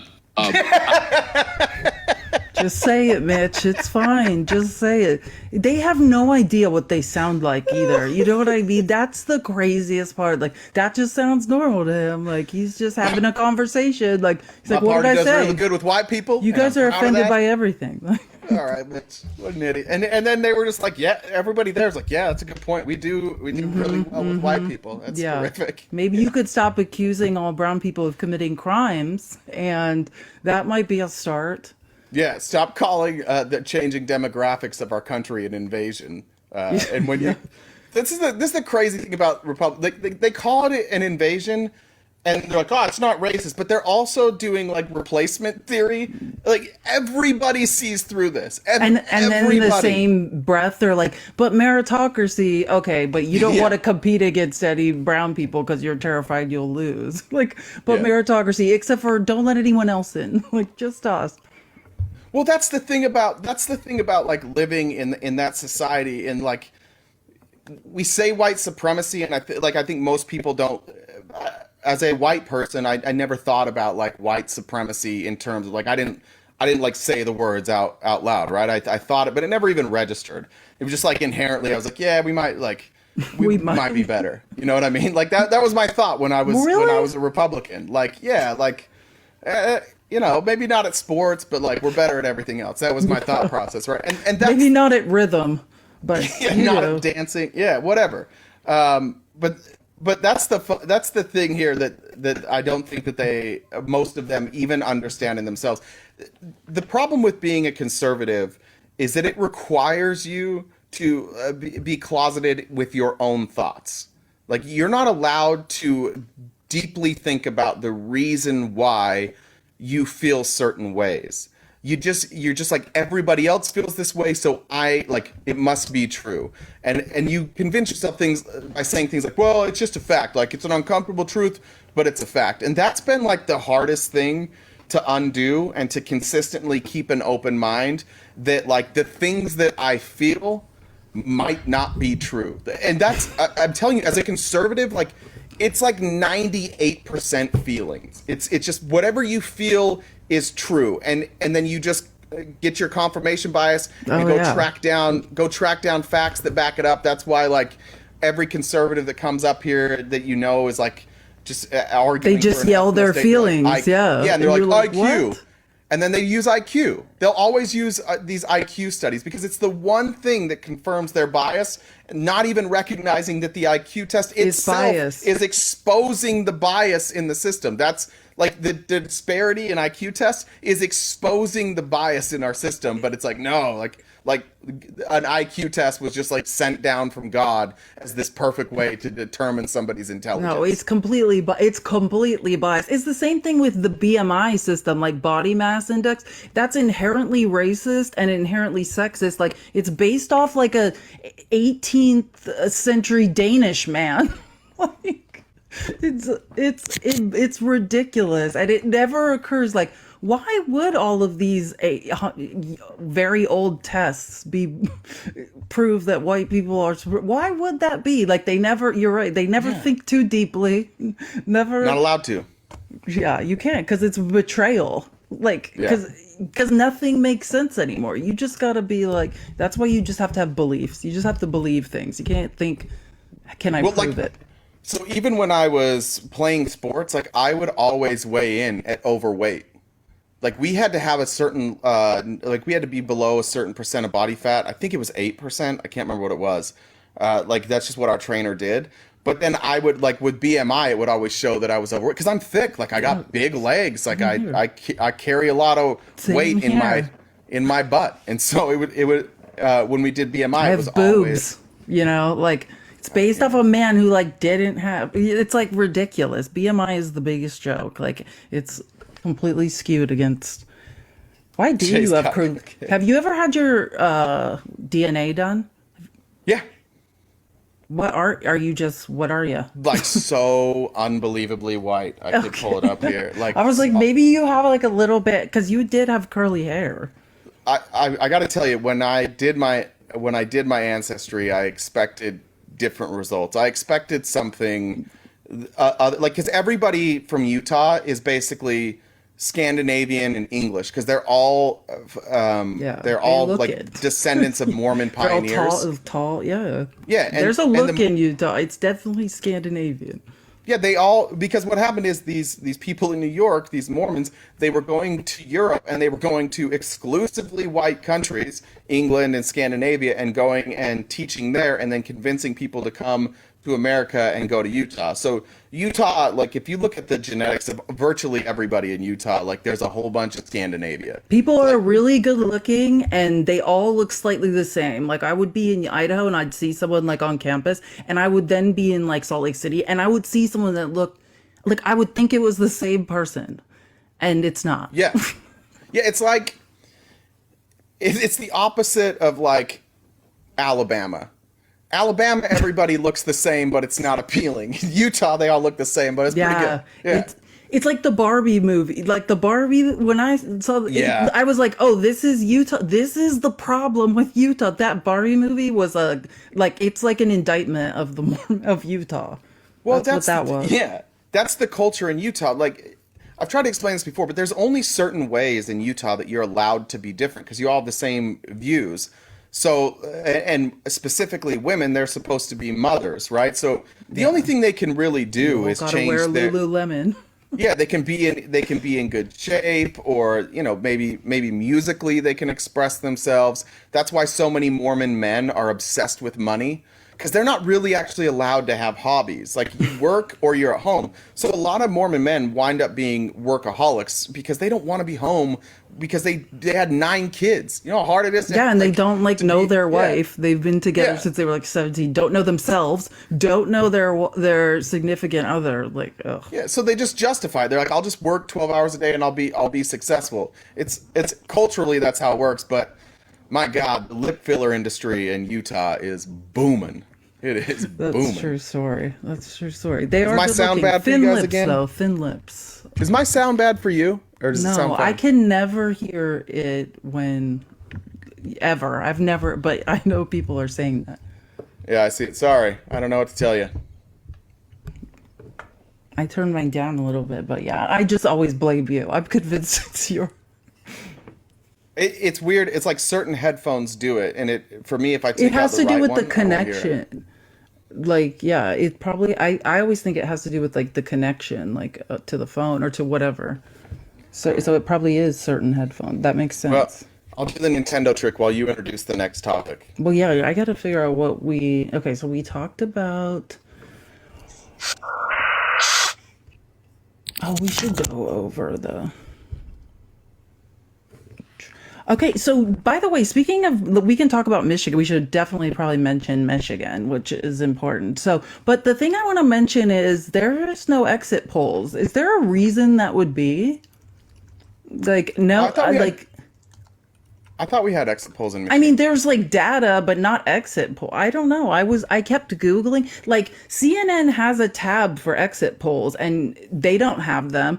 I read articles, across like New York Times doesn't have exit polls. Washington Post doesn't have exit polls. Like, they're just the general information about like, okay, we had some of the uncommitted. Yeah, that's a good point. There's none. And I was like, exit why polls I would saw- that be? It's a good point. The exit polls I saw were not. Well, 6 on our outline, 6. The CARE exit Yeah, poll. that's. Yeah. Well, Yeah, it wasn't the Democrats or the Republicans or it's a CNN that was Muslim, conducting that committee. exit poll. Yeah, well, that's to talk about. I wanted to talk about the uncommitted vote and both sides of it, because me as a progressive or whatever, I don't even know if I consider myself Commie. a progressive. Probably Commie. But so I love to see democracy in work. I love that, the uncommitted vote. Basically, it is. Michigan has the largest population of Muslim Americans in this country, specifically Dearborn, Michigan. And obviously, Joe Biden's undying, unwavering. Well, they're negotiating a ceasefire, but they want a full ceasefire, like demanded now as do I. Personally. So, and voting uncommitted was a way for Muslim Americans and anyone supporting the cause could do that, could show that in Michigan. So it's like, and also this is just me. This is the PR marketing advertising background in me. This narrative, right? Because that could very well be happening. There are different causes like that all the time that we'll never hear about.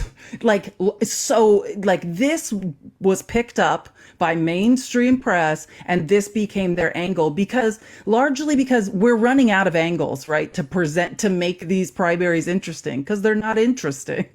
It's just, we already know it's Biden, Trump, but they're trying to pick at little things now. And so this uncommitted thing sort of became a national story. Hold on. I want to get this is a Washington Post. The 4 takeaways from the Michigan primary is a good one. They all were reporting on this, but let me pull this up. So there was a Democratic effort. I love Michiganders. I love that they're called Michiganders. Is that what it is for real? Yes, Michiganders? it's Michiganders. That's beautiful. I like yes, that. We're Phoenicians. I mean, I think that's kind of cool. Arizonan is less cool. You're not a Phoenician. What are you? I think white. I think just white. I think that's what Mesa is. We're just white. Yeah, just the Mormons. You guys are the Mormons. Yeah, that's what right. you are. The elders. We're the elders. Temple proximity is what it's about for you people. Okay, so there was a Democratic effort to get Michiganders to vote uncommitted in protest of Biden's handling of the war in Gaza. So let's see. The idea behind the uncommitted campaign, okay, so we just went over that. Rashida Tlaib, who we know, who's part of the squad, she kind of headed this, or she was the face of this movement, essentially.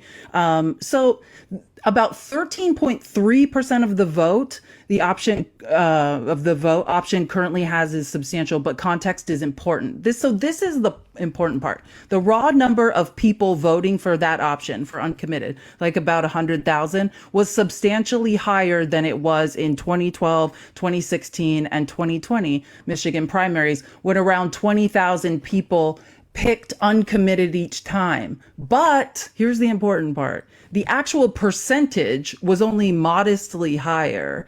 It's like 12, let's see. Oh, then uncommitted got about 11% against Barack Obama. And I think this morning when I checked, it was about 13. So really what's happened and what's crazy is like the turnout of the Michigan primary is like unreal, but the percentage, right? It's actually very similar. Yeah, so you actually, when looking at percentage, it's not such a big deal. But it's hard for me because the other message is I like to see democracy in work. I think they had a goal of 10,000 people voting uncommitted. They got 100,000. Like, yeah, that's just on par, which is fairly normal in Democratic primaries, or maybe a little above normal. But because the media picked this up, which I don't think it was because they're supporting the Palestinian cause. Yeah, I think they just want to shit on Biden. But because the mainstream media picked this up and has made it such a thing, like, I'm hopeful this could help the Palestinian cause. That was my thought as well. I think that this movement is really important in putting pressure on Joe Biden, because the percentage of people who are not going to vote for Joe Biden because of what's happening in Palestine, it's a small percentage of people. But in swing states, 10,000. What did Joe Biden win Pennsylvania by, like 7,000 people or something like that?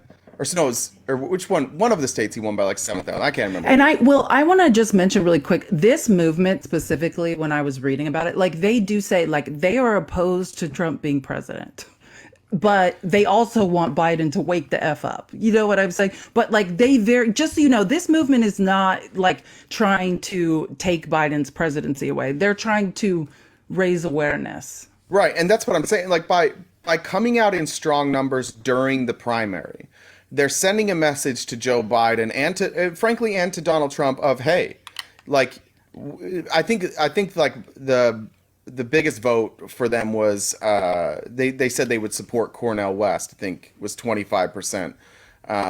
But they're telling the candidates, hey, like, we are a significant number of people who are uncommitted. Yeah. You must earn our vote. And I think that's important. And I think that Joe Biden should look at this and say, hey, like, I've got to create a balance. We don't have a balance here between my voters. Like, the moderate voters who are going to be pro-Israel, they're getting everything they want. We're not providing a balance. But everybody, I think everybody across the board, almost everybody across the board, right or left, wants peace. However we attain peace, like, that's where we disagree.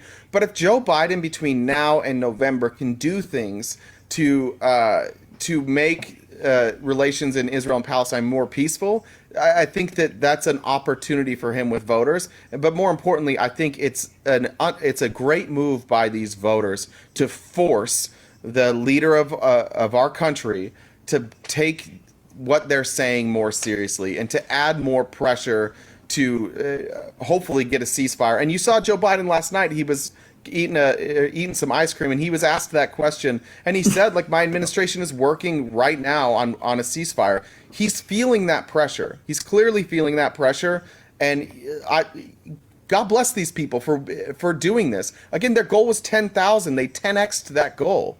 This was they an got awesome him to change showing. his mind. I mean, like, over awesome not showing by specifically Michigan. this movement, but over time, like Joe Biden, just understand this man was a devout Zionist, which was a very normal position in Congress for the, when you're a neolib, whatever you want to, I call him a neocon, whatever. But so we're talking about this man was a devout Zionist and now is like, whoa, now I understand there's a major need for moderation and like respect for life in general. Like this man has changed and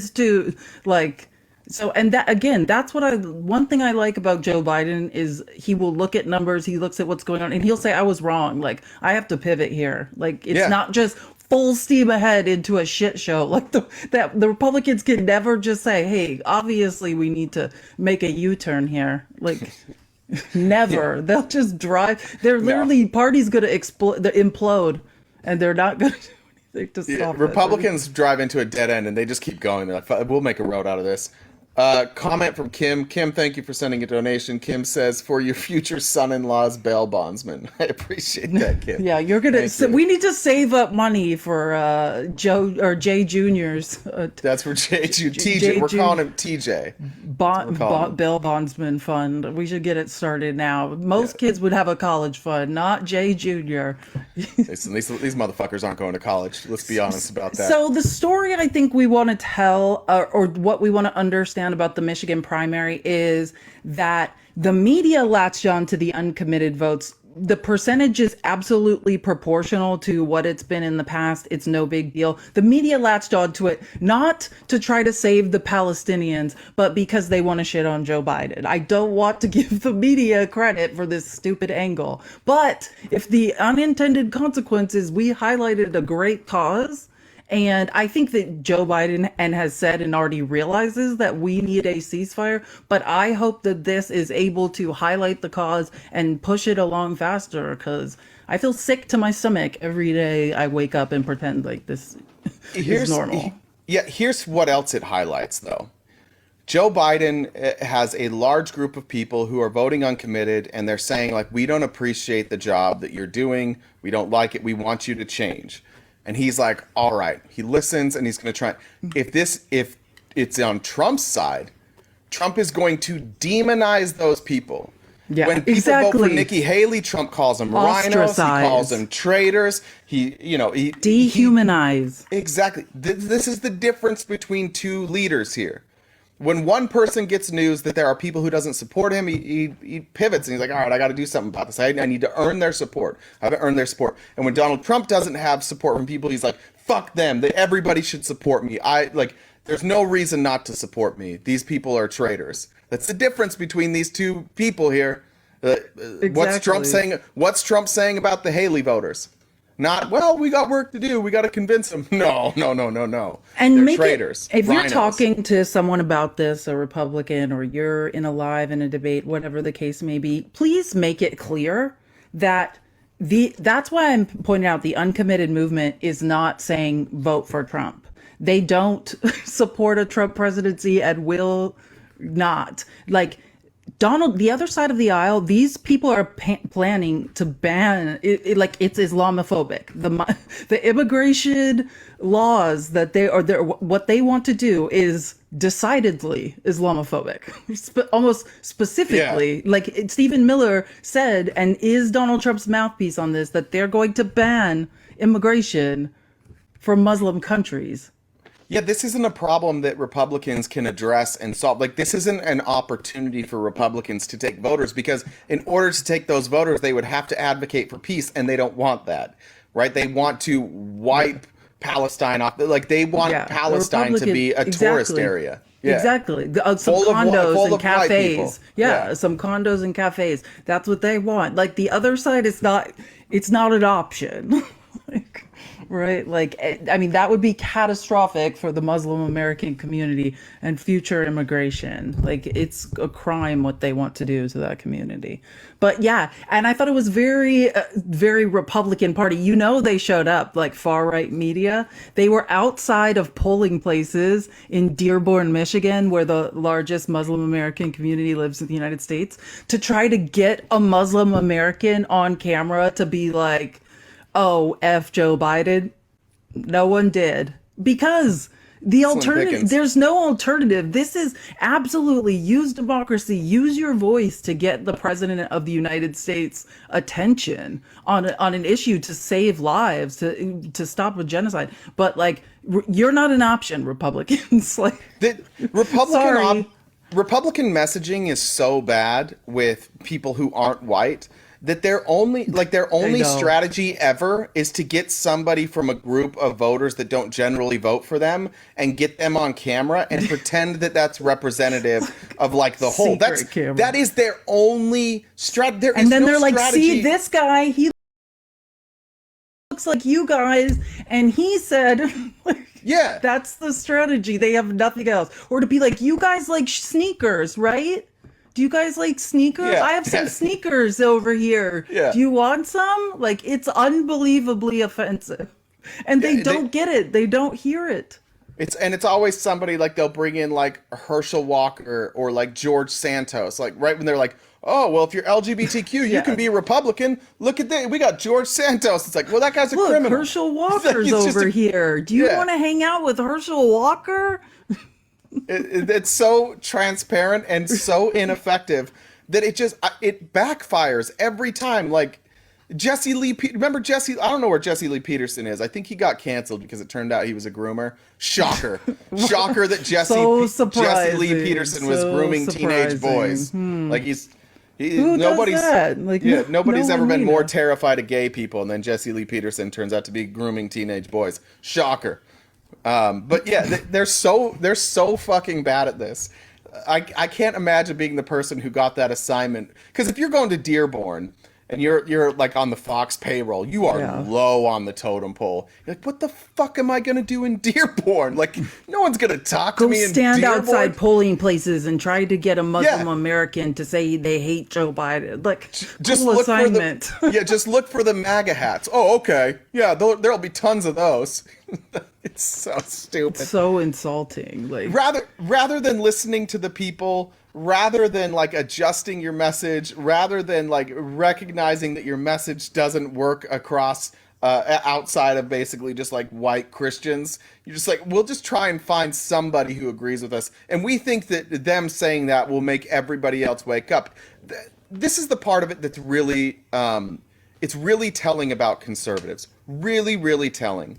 When you go into whatever community it might be, and you take somebody out of that community who supports Donald Trump, and you put that person on a pedestal, and you say, see, this is what they believe, what you're saying is the rest, the overwhelming majority of people in whatever community that is, are too stupid to think for yourself. So you need to listen to this person, because this person was smart enough to repeat what we said, but the rest of you are too stupid. The overwhelming majority of you are dumb. That's the message that they're sending, and that's the message they believe. It's also that we are, it's also, you guys are a monolith. You all think the same. They can't understand that brown people, have brains and think differently about issues. It's the same reason they think everyone coming over the from country south of here will vote Democrat, when in reality they don't understand that the Catholic Church has a stronghold, and actually the majority are conservatives, more conservative than here. They're not smart enough to make that connection. They have an opportunity to convert voters, but instead they're just going to like demonize them and tell them like, oh, they're ruining our country. Okay, well, you had a chance, because politically they may align with you, but when you call them all demons, they're probably not going to vote for you. Yeah, like you could just do that. You could just change your messaging, but that doesn't work, because we got to keep those white nationalists happy. Exactly. Got to keep those dog whistles in there for the, you know what I mean? They live to hear them. Anybody here that's a Republican or opposition, feel free to jump in the box. We'd love to talk to you. Jason, I saw you said we were a little boring today. If you'd like to liven things up with, tell us maybe where we're wrong, you can do that. I don't think that's what he meant. I don't know what he said. I think he was talking about my sucker because he had a lollipop next to it. I saw that. I wasn't sure what he meant by that. I think that's what I thought he meant. So. Could be. Well, either way, he's being in a Jason. Behave, as I said in the comments. Get it together, Jason. Get it together, Jason. Okay. Well, guys, today's Hunter Biden Day, by the way. We can't not mention Hunter Biden Day. It's Hunter Biden is being deposed today in Congress. And I wish, oh my God, to pay to be a fly on the wall of that.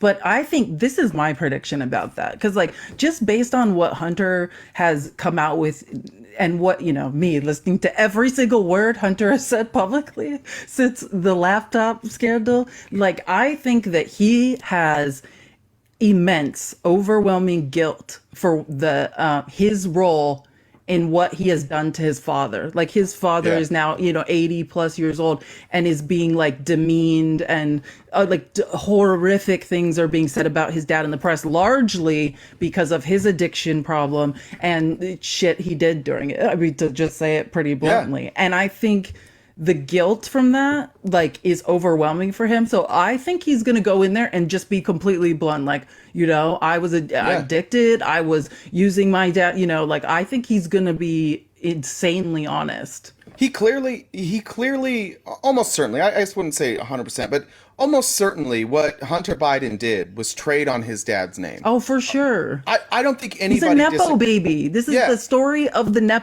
addicted, rich Nepo baby trading on daddy's name to make some quick money. Like, that's, I mean... And his brother did the same thing. But what literally every single person has testified to is that Joe didn't have anything to do with it. I mean, great segue. Let me bring that up. I have the best article ever. It's 14 on our outline. It's called Evaluating the Anti-Biden Case, House Republicans Offered on Social Media. So this is actually really... It involves Elon Musk. So yes, on Tuesday when I wasn't here, they had the most insane press conference. Scott Perry was like screaming at reporters, like, the usual MAGA type press conference where they try to explain something that makes no sense, and then reporters are like, but this doesn't make any sense, and then Scott Perry starts insulting and screaming at the reporters for just asking like basic follow-up questions, like, but how come what you're saying isn't true? And then you're like, watching Republicans, I'm a US congressperson, don't speak to me like that. It's like, what? That's their job. Watching Republicans deal with media reminds me of talking to my 4-year-old daughter. Sometimes she'll explain something to me and I have no idea what she's talking about. She has an incredible memory, and everybody here knows I remember nothing. So she'll be trying to explain something that she and I saw on TV or when we were out somewhere, and I don't remember it. So I'm trying to ask her to explain it, and she gets really mad, and she'll be like, "You don't remember anything," or like, "You don't understand." I actually understand her frustration. That's true. You don't remember anything. But she's quick to anger when she feels like she's not being understood, and that's these Republicans. But what I recognize with her is she's 4, and she doesn't have all the words. Like, yes, she's right. I forget, 100% right on that. But like, in a few years, she'll be able to explain it, and I'll remember.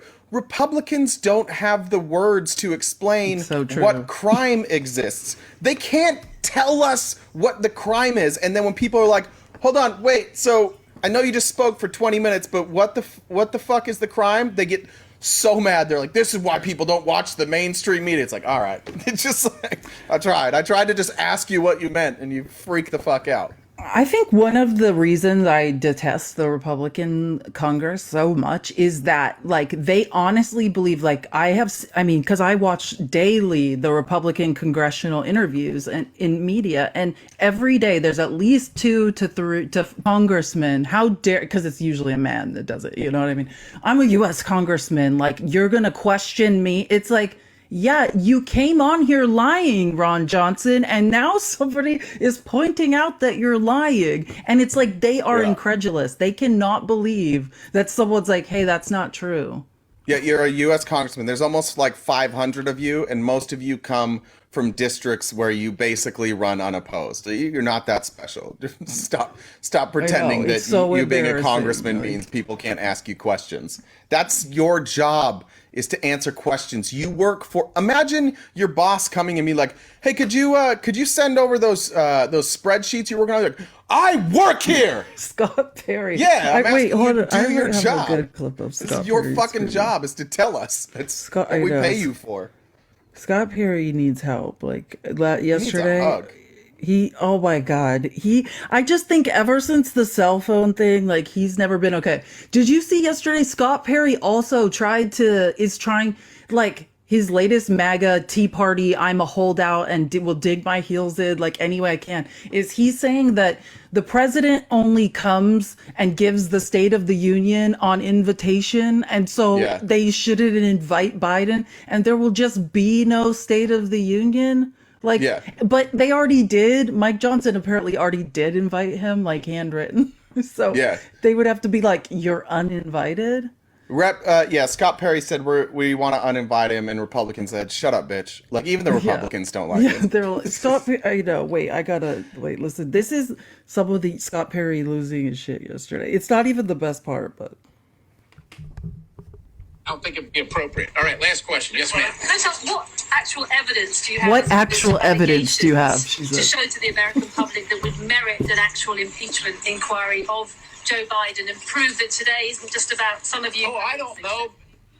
For the sake of enacting political revenge. For This the isn't impeachment about of Donald political Trump. revenge. We have the bank accounts. it? We can see. Man, The first response.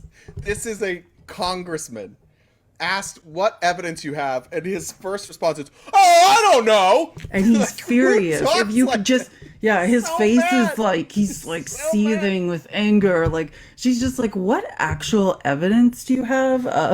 And by the way, after he insults her intelligence and acts like the answer is obvious, now listen to his answer. Now, what's his actual answer? It's nothing. political revenge. We have the bank accounts. We can see, ma'am, you can see that the homes that the Bidens own can't be afforded on a congressional or Senate salary. You also understand that it's not normal for family members to receive millions of dollars from overseas interests. Those things aren't normal. It's not normal to have 20 shell companies. These things are not normal, and it alludes to not only just widespread corruption, but money laundering, if not influence peddling itself. And we also have the vice president at the time on record saying that the prosecutor was fired. Well, son of a bitch, the prosecutor was fired, right? Because the prosecutor He doesn't was even know going the after updated company narrative. that his son was working on. That's what we have. If you can't see None that, of that's- if you're that blind, look, I'll turn it over to the attorneys. I'll turn it over to the attorneys. are like, "Shut the fuck up! You don't Shut up!" Yeah. Yeah, the attorney was like, the look on the attorney's face, he like shoved him forward, and This they is- were like, "What the is going on?" Like he was like, This help. is not the first time this has happened at a Free Dumb Caucus press conference where the attorneys have tapped somebody on the shoulder and been like, "Mm-mm." This happened with James Comer once before. They had to pull James Comer and let the attorneys come up and speak. Again, she asked, "What evidence do you have of an actual crime?" And he just said a bunch of stuff, none of which were crimes. None of them just are evidence of crimes. The House counsel, there's the House has lawyers, like, you know, so that they're not yelling stuff that opens them up to a bunch of like, you know, legality, or like saying things that will put, you know, that are lies or whatever. So yeah, they have access to lawyers, so that's what it is. But Scott Perry, actually, that rant was off. They've changed the narrative. That's what this article is about. So evaluating the anti-Biden case, House Republicans offered on social media. So they did like a whole thread of their press conference they did, where they presented evidence, and the stuff Scott Perry's actually yelling in his tantrum, they didn't even say, like, they gave up the shell companies, I assume, because first of all, they're just LLCs. These LLCs Right. have websites, are consulting firms, so they're really not shell companies like you would think, but also because of James Comer having, it turns out, a bunch of shell Moskowitz tore companies. this argument apart with Comer when he said, okay, you're calling LLCs shell companies, you have shell companies. And Comer's like, you think that all shell companies are LLCs. And he's like, It's like, yeah. that's the point. That's what I'm saying. Like, you guys are just saying that all LLCs Yeah, are so shell they dropped companies. it. So they can't Comer do it dropped anymore. that. Yeah, Comer dropped that argument because he's guilty of, because it's not an argument, because And they're just LLCs. the other reason they dropped it, and this is conspiracy theory, and this is just a guess, but my guess is part of the other reason they dropped it is because there are many members of the Free Dumb Caucus and GOP that have these types of LLCs companies. where they hide money. And James Comer was getting press coming to his hometown investigating those LLCs. And Moskowitz said, why don't you sit for a deposition? And he said, oh yeah, I'll do that after Jim Biden and Hunter Biden come in and testify. Well, we had Jim Biden. Here comes Hunter Biden. So is James Comer next, or are they going to drop that narrative? They're definitely going to drop that narrative, because if having LLCs means that you get to be investigated, Congress, like most of Congress, is about to be investigated. Most of the Senate, the executive branch, certainly. Maybe we're going to look at the judges too. Like, they don't want to open themselves up to that. You can't say that an LLC is a shell company and just investigate it. Guys, tap the screen. Let's tap the screen. Let's get to 140K. It's already 11. Time flies when you're having fun. Yeah. So, And just a reminder, we're still participating in CoinCot. If you'd like to send donations, there's the Venmo, there's the Cash App. We do rely exclusively on the generosity of the listeners in order to continue to do this. So for those who have donated, thank you. If you have the ability to donate, we would greatly appreciate that. Okay, so basically this social media thread that mirrored their scary press conference where they were yelling came out. Then, of course, Elon Musk. Wait, time out. Ash, we have a Discord. Send me, if you guys want to be a member of Discord, we have close to 1,000 people in it, I think. It's a very lively and fun Discord. If you want an invite to that Discord, shoot me a DM and I will get you an invite. Perfect. Yeah, so Elon Musk tweets out or retweets out this thread for James Comer. So anyways, it turns out to be a shit show, but that's actually turned. Something's wrong. Sorry, my wife. Can you hear me? Okay, I don't know. It said my Wi-Fi was slow. Anyways, so Elon Musk retweets it out. So then Washington Post, that's how we got this article. Washington Post is basically point by point of the thread, going through it and fact checking the thread, which is incredible. Awesome. So Let's go through it. They did an amazing job. Will you go through it real quick? Because I'm going to switch my network connection. Perfect. So, it says it's slow. Number one, the Biden associate Devin Archer testified Joe Biden was the brand that Hunter Biden sold around the world when his father was vice president. The first words are misleading. Devin Archer was a business partner of Hunter Biden, the president's son, not of President Biden. Calling him a Biden associate is a manifestation of the Republicans' consistent effort to refer to wrongdoing by the Biden family as guilt by association. Just like jokingly today we were saying the Boebert crime family. Like that's why we're making that insinuation. By calling Devin Archer a Biden associate, you're implicating the whole family. But unfortunately, what this post elides is that Archer also confirmed that Hunter Biden had emailed him while they worked together to say the two of them should convince their partners that they'd gotten Joe Biden to act in certain ways, even though they had no power to do so. In other words, Hunter Biden wanted to demonstrate to his business partners that his last name was worth the money, even if it wasn't. Archer was one of numerous witnesses to state under penalty of perjury, that's important, that Joe Biden was explicitly not involved in their business. And they went into great detail, because what the Republicans do is the Republicans bring up all these times that Hunter Biden alluded to his dad, and then the Democrats would cross-examine the witness and be like, okay, well, what did that actually mean? When he referenced Joe Biden, was Joe Biden involved? No. Did you ever talk to Joe Biden about business? No. Did Joe Biden ever talk to these people about business? No. What did he talk about? The weather. Okay. Like that, every single one of these has been covered, but we'll go one by one. Number 2. Oh. I want to go to, well, let me do 2.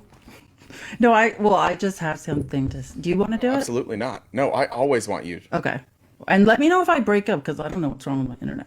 Okay. So selling the brand has been lucrative for the Bidens. This is one of my pet peeves. In third bank records memo, our committee identified over 20 million in payments from foreign sources to the Biden family and their business associates that occurred during Joe Biden's presidency. So this is not true. Like, it drives me insane. Like, if you basically break it down, and I just need to make this comparison because it's like mind blowing that they're doing this. So they're saying, like, if you break it down, 8 million, less than 8 million, it's 7 million something of this total actually went to anyone in the Biden family. The rest is and their associates, which are unrelated people they say are related to them, that got the majority of this money. We're talking about 7 million and change, okay, that went to someone in the Biden family. Very important, not Joe Biden. The majority of the 7+ million went to Hunter. Okay. And it didn't all occur while Joe Biden was vice president either. Yeah, and we're not talking, they're saying during Joe Biden's vice presidency. No, that's not true. So yeah, it's super annoying. But I also want to point out, this is a people, they're talking about money. Let's say hypothetically $7 million mostly went to Hunter, some to some other Bidens or whatever. We're talking about $2 billion. Yeah. Jared Kushner. Does anybody understand that you're talking about literal change found in a sofa? And also, like, I went through the article with you guys, like the direct link when Trump was in the White House, that he was paying a bank owned not by Chinese bankers, the state owned by the country of China. Before he was president, regularly Russia and Saudi Arabia and China would bail him out of business. They would go and True Social they is would bailed buy out they by would Russians. buy penthouses, and nobody would ever live in them, and they would pay above market price. This guy's like, Donald Trump's been getting bailed out by. They were slanging PPP. Jared Yes. Kushner was slanging PPP from the White House, a White House employee. Like, so just understand that even though it's not true, right? If $7 million, like if somehow Joe Biden had benefited, right? Indirectly, which there's no evidence of, but you'd be talking about Trump has benefited to the billions. Wasn't Hunter Like, hold Trump account? Are you going to hold Trump accountable? The having these congressional hearings when there's zero evidence that Joe Biden has ever committed a crime. Every witness they depose says he has nothing to do with this. Are you guys going to hold your candidate for president accountable? And I just want to point out, and if the answer is no, you're a hypocrite. if you're upset that Hunter Biden was slinging PP, then you need to be upset that Jared Kushner was slinging PPP. I think you got to hold that same energy. Exactly. It doesn't make any sense. That's why, like, all morning, the word I just kept thinking in my head when I was reading stuff was just hypocrisy.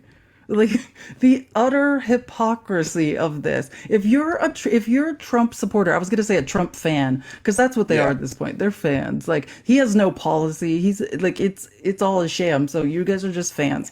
But if you are, like, you have to be a hypocrite and a liar. He's made you that. Like, just right off the bat, he has made you a hypocrite and a liar. Carl did not write a message, but Carl, thank you for the donation on Cash App. Appreciate it. Weak fanboys. Thanks, Carl. I like that.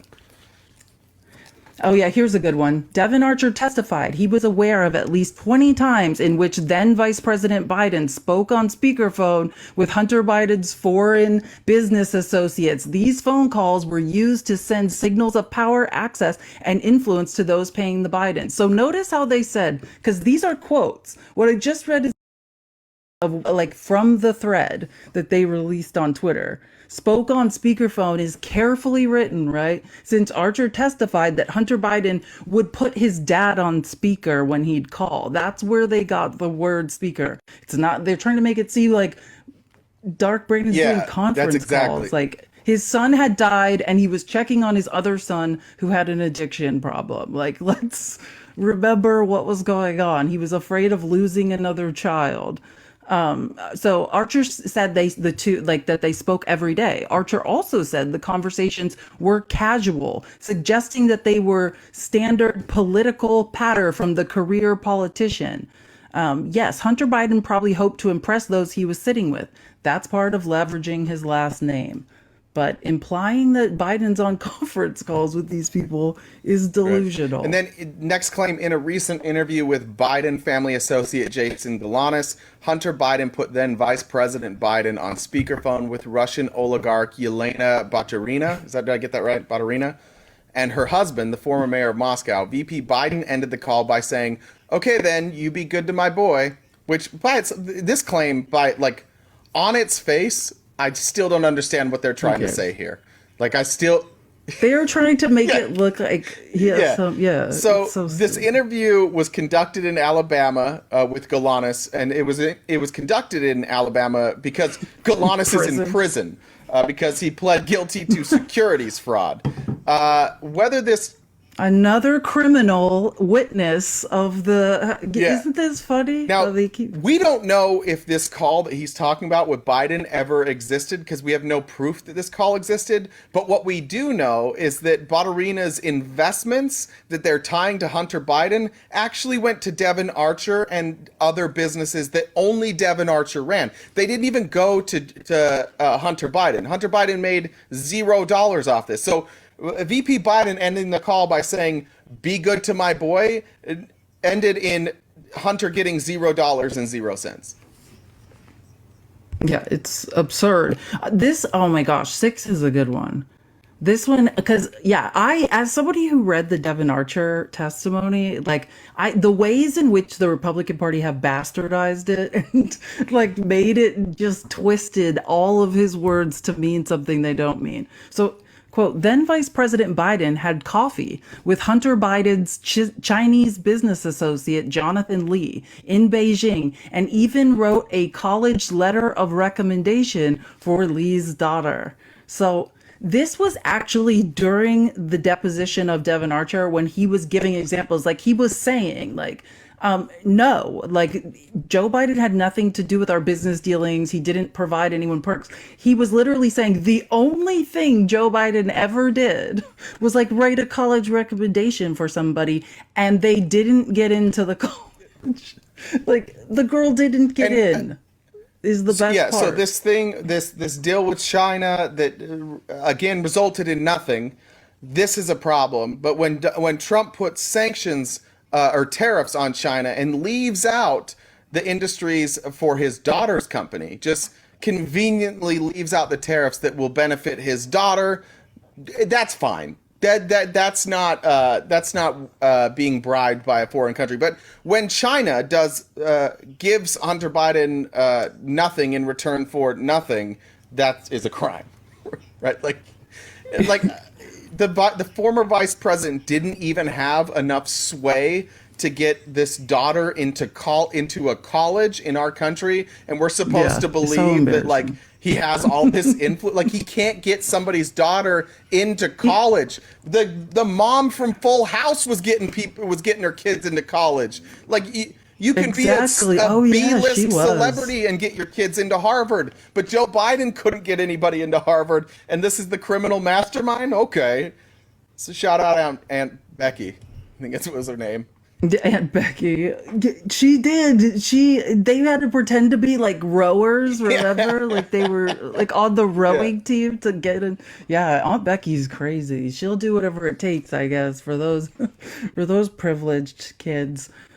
Seven is a good one. Hunter Biden's business associates. This is one of their literal claims. Hunter Biden's business associates visited the White House at least 80 times while Joe Biden was vice president. The funny part about this, it turns out that they're just counting like, any wide number of random people they think Hunter Biden is like friends with or whatever.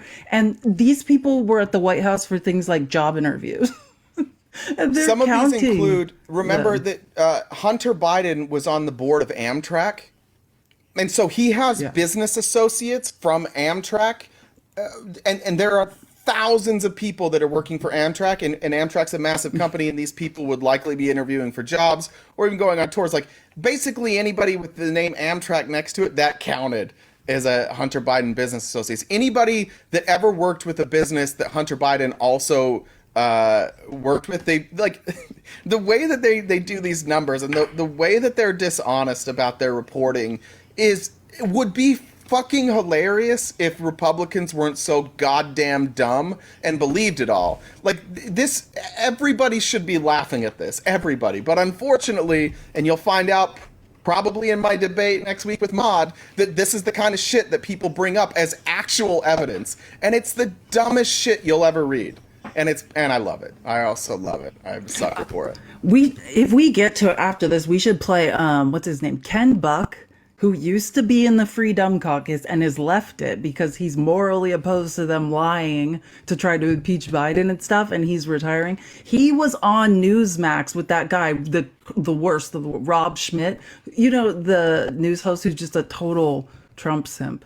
And Ken Buck, is a former like federal prosecutor or whatever, and just tore this guy to shreds, like about the Biden. You know what I mean? Like this guy tried. It was so embarrassing. Like just Ken Buck's like, yeah, I'm here to explain to you why there's no evidence against. And Biden. by the way, Ken Buck, Tore him let's up. not be too kind to him, because then yesterday Ken Buck is like, Oh no, he's awful. demanding, and he unveiled a resolution asking for Biden's cabinet to remove him using the 25th Amendment. So let's not it's not that Ken Buck he's doesn't awful. want Biden gone. Let's be clear. Oh, he wants him gone. He says it. But he's not willing. He says it. He's just not willing to lie He's to like, get him gone. Like he'll go through exactly. any legal measure he possibly can, but like this is where Ken Buck is. Like he's slightly above the dog shit of the GOP, where he's like, look, we'll do whatever we can to get rid of Biden, but like I'm not gonna just like flat out lie. That's like my one bugaboo. I'm not gonna flat out lie. Everything outside of that, he took the bar. He's a lawyer. Yeah, they have like an ethical code. Like he's not willing to debase. Like he passed the bar.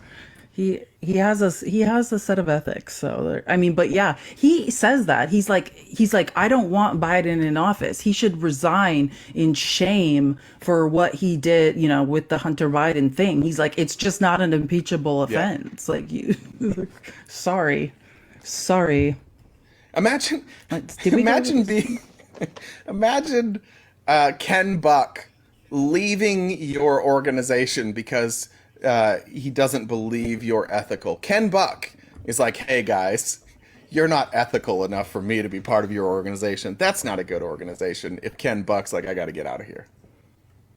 I know, exactly. That's what I'm saying. The day I ever thought I'd be hearing Ken Buck like be the voice of reason, he's the farthest right, and they forced him out. Like he's retired. Wasn't he He's gone. president of or whatever they call of the Freedom Caucus, or the leader, whatever they call him? No, like he wasn't the chair or whatever. I'm mixing them up. Isn't that Bob Good? No, I think it's Scott Perry, isn't it? It's one of those Either two. way. Those two kind of look this. They're both. I kind of just. I just typed freedom instead of freedom, and that's not gonna help me find the answer. It is Bob Good. Okay. I was All right. Well done. Yeah. Nah. Look, you're a much bigger fan of the Freedom Caucus than I am. You love them, so God, I got to keep an eye on them. terrified of what they're up to. Like, think about the people. Even they threw margarine out. Like, that's how you know margarine's like out of her mind. Like, the craziest of the crazies were like, Okay, oh, but no. if Margarine was This lady's out if of her Margarine mind. was a man, she likely would be chairing that caucus. Yeah. Oh, for sure. For sure. I mean, I think they actually only threw her out because Bobo demanded, your girl demanded it. Because, like, Margaret attacked her, like, Listen, my physically baby's a got couple principles, times. okay? She's Yeah, she forced the vote. But yeah, you're so right. Think about how if Margarine, that's the only thing I will give her. Like she doesn't even realize it or acknowledge like misogyny, but if she was a man, she'd be running the Republican Party. yeah, definitely. 100%. She'd be in charge. She would be their leader. Could you imagine how much they would love her if she was a man? Yeah. Too bad. It's hard to imagine somebody loving Marjorie Taylor Yeah, Greene. it's hard. Difficult But to it's difficult to picture that. It's very, very difficult. Do we want to keep going through these? I think so. Well, let's okay. do you guys want us to keep going to keep going through Or this we can just debunking? move on, and if you want to see the article. I like this kind of like, stuff. read- For the Me too. I read the article like 3 times. That's why I told you read it this morning. I'm going to tell you what, I had read it already even before you sent it. That's what's crazy. Yeah, let's keep going. I like this stuff. Okay, cool. All right, which we were on 8, which they didn't really cover. Go to 9. They didn't really. Let's go to 10. Then Vice President Biden used email aliases and private email addresses to communicate with Hunter Biden and Hunter's business associates hundreds of times. All right, so Hunter did this. Oh, this is covering all 3 claims. That's why it's not covered there. So Vice President Biden allowed his son to tag along on Air Force Two to at least 15 countries to sell the brand. FOIA records show Biden's VP office emailed with his son Hunter, his brother Jim, and both of their businesses over 29,000 times. And then, again, Biden used email aliases and private email addresses to communicate. Hunter Biden did travel with his father. This happens with presidential family members. It's happened with every president. Yeah, of course. Children go on the plane. What kind of president, parents. is like, no, I'm not bringing. Of course you're going to take Get your out of kid here. On Air Force Two. The idea that the flights were part of selling the brand is framing from the Oversight Committee. The content of the email messages isn't known. We do know They don't know. Yeah, we do know Comer has in the past falsely tried to suggest that a message sent to apparently update Hunter Biden on a family memorial was nefarious. He's also tried to paint innocuous communication between the administration and Hunter Biden's associates as suspicious. Again, Imagine that. this is Hillary's emails all over again, right? Yeah, it literally is. But except for they could read Hillary's email. Yeah. But again, what they don't do is they don't ever tell you what's in the emails. In this case, because they largely don't know. But in Hillary's case, it's because they did know, right? And the number of emails that were missing were things that they hadn't read. That's not evidence of anything. Just to be clear. They don't need evidence. They just say random facts. There's 29,000 emails. It's like, what are you talking about? We don't know. What does that have to do with anything? You're not allowed to email people anymore. And we don't even know if that number is correct. They have provided no evidence for this. So again, for them to go out and to repeat this all the time and not provide evidence of anything, I just want to the Republicans, I would ask you, why the fuck do you care that there were 29? Why do you care that there was this number of emails if you don't know what's in them? And we won't find out. What is it evidence of, and why do you believe it exists? This is literally people standing there telling you something that you will never be able to verify. But isn't that what they want? The conspiracies? Exactly. Isn't this exactly what they want? Bingo. To just be like, we'll never know. They don't want to know the answer. That's what the problem is. They just want to speculate that it's something awful. Right. So it could be a series of recipes. And they don't. The number also sounds insane to me. 29,000 times. Well, isn't it? It's not just, yeah. I mean, it's, who knows? This is the thing about when they're like, and business associates. They're just talking about emails people sent. Do you know what I mean? Yeah. Where they counted up the whole number of emails that they have like in their evidence records, and then just threw that number out there. You know what I mean? Like that's. And this could anything be, they got in the subpoenas. It could they counted the number of emails. It could also be as simple as like CCing Joe Biden on an email. Like there's a million. It is. Some of it is that. Yeah, there's a million reasons why, like, that you could come up with as to why there are these emails. But again, it's the job of James Comer and the Republicans to show you what a crime is. And everything that the Republicans and this current version of MAGA, everything they've ever accused Joe Biden of relies heavily on you interpreting numbers and creating a narrative to go along with those numbers. And every step of the way, Republicans have been unable to give evidence of any of the narratives that they're playing out here, right? Like it's just, oh, this happened, so he's got to be impeached. Well, what happened? We don't know. We don't really fucking know. But like, you sent emails. What's the crime? Oh, that's not important. Not important. High crimes and misdemeanors. He had LLCs. Well, you have LLCs. Fuck. Never mind. We're not doing LLCs Just anymore. kidding. There were a lot of emails. We're not ever talking about LLCs ever again because James Comer. And did you see? Well, we didn't go, but he dropped because he was like, "Oh, the thing about Victor Shokin." Well, they dropped that too. They stopped talking about Burisma in general because that has been proven to be based on Russian by the man's own testimony. Yeah. Is Russian disinformation. So they did drop that claim. No more. Remember how this whole thing was, they said that the CEO of Burisma had paid $5 million to Joe Biden and $5 million to Hunter. Well, they've stopped claiming. They scrubbed. I don't even think, I meant to go over this the other day. They scrubbed the House Oversight website for like mentions. Yeah. I'd also like to say this. The accusation from the people on the right, and they're like, we got to get rid of the FBI and the CIA and the DOJ because they're just protecting Joe Biden.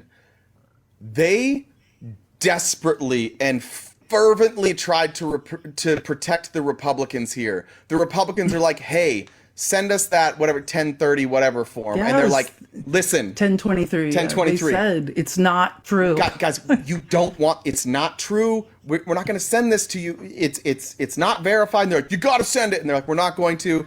And Christopher Wray was almost held in contempt. Correct. That's how bad he was. Like, guys, this isn't credible. Like, the source, you don't want this. They almost arrested him to get it. So then when they turn it over, they're like, as they're handing, basically, they're like, listen, this isn't credible.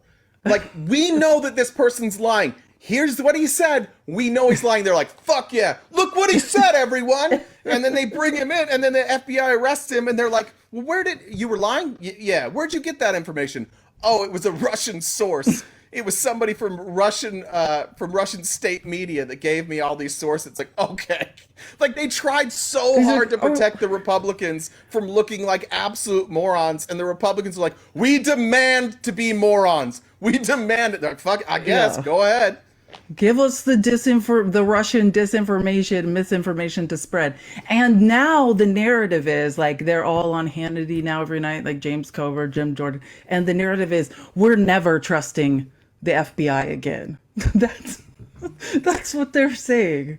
We're never going to trust the FBI led us astray. Even though Christopher Wray almost went to prison, screaming, refusing to give them the form and saying it's not true. Yeah, it's even like, though they're gaslighting us into forgetting that and being like, can't trust the FBI. It's like inevitably, like after you guys have warned me over and over and over not to start a new life with Bobo, and then I do, and then it blows up in my face, and I come back and I'm like, where the fuck were you guys? Can't like, wait to pick up those pieces. You guys are like, we were telling you, and I'm like, no, I'm never gonna trust you again. You let me do it. You're like, we did our best. We told you that she was a lunatic. We showed you all that. Saying that too. Yeah, but what do you say? Like, these people, these Republicans just stepped in it, and then instead of ever taking accountability for anything or recognizing that they were morons, They're just like, we're going to blame the FBI now. The FBI did their best. They tried so hard. They're like, went to prison to save you from yourselves. Yes. And still they demanded, let us make ourselves look like fools. This is what I was saying with how would we ever get the attention of, evangelical women in the South? It's the same thing. Like, we never I don't know if you guys know this, but the FBI is largely staunch Republicans. Christian, it's known to be Christian, staunch Republicans. And like, how would the Democratic Party ever turn a bunch of staunch Christian Republicans against the Republican Party? We couldn't. Surprise, but they could do it for us. And that's we know that's what James Comer has really done. Throughout this effort, what we have found is that there has been 0 cases of the FBI stepping in to protect Joe Biden. We have at least 3 informants who were paid by Kash Patel, people that were fired for releasing secrets on the internet. Like, they're just on Twitter, like their job's like at work, they're like, by the way, you can't talk about this to anybody. And they're like, okay, we'll just go post it on Twitter. And then they get fired. And then Kash Patel's like, hey, I'll give you a bunch of cash if you say that it was like this. There were people. Yeah. The FBI whistleblower congressional hearing was one of my favorites. When Christopher Wray's like, oh, well, I'm just going to tell you then what these people did. They just listed their crimes against all of us. Remember James Comey? Remember him? Oh, Mr. Evil James, James Comey that went out and ruined Hillary Clinton's chance at winning president by going outside of the norms, outside of his own their own protocols, to host a press conference to say, we're investigating, not that these charges were real. Why the fuck do you think he did that? He's a Republican. He's a lifelong Republican. He didn't like the Clintons. He wanted, and they still crucified him. Wanted to damage the Clintons. And when Trump took office, he did, if you've read his book, he went out of his way to try and work for Trump and not let Trump force him to take a loyalty pledge. There's a story of Comey when Trump's doing this press conference, and he knows that Trump is going to like point him out and say like, thank you for the Hillary Clinton thing. He's like, I don't want this. So he was wearing, I don't remember what color suit, but it matched the drapes. And Comey's tall. He's like 6'6" or something. Yeah. So Comey says he goes to the back of the room and leans into the drapes to try and hide so that Trump won't call him. He's like, where's James Comey? He doesn't raise his hand. And Trump's like looking around and he's like, oh, there he is. Come on up. And Comey's like, fuck.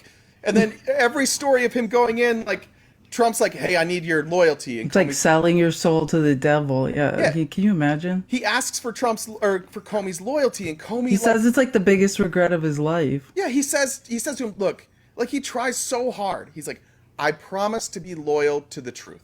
I promise to tell the truth. And Trump's like, well, I need you to be loyal to me. And he's like, I promise I'll be loyal to the truth. Like, that's the most generic, like, Republican trying his best to work with Donald Trump, and Donald Trump's just like, I need loyalty. Like, all these FBI people, like you said, they're Republicans. They want the Republicans to win. The Republicans created the power that the FBI has. Like, they've been giving them unchecked power. Yes. They're just only against the FBI now because the FBI is stuck between a rock and a hard place where they're like, all right, like, the evidence is obvious here. Like, we got to prosecute Trump. And then they're like, that's too far. Now they've lost it. Like, all the again, Comey's no hero. Absolutely no hero. Have you ever told me that there would be a way to, like, get the FBI to see that the Republican Party is it's like, who could ever do this but James Comer?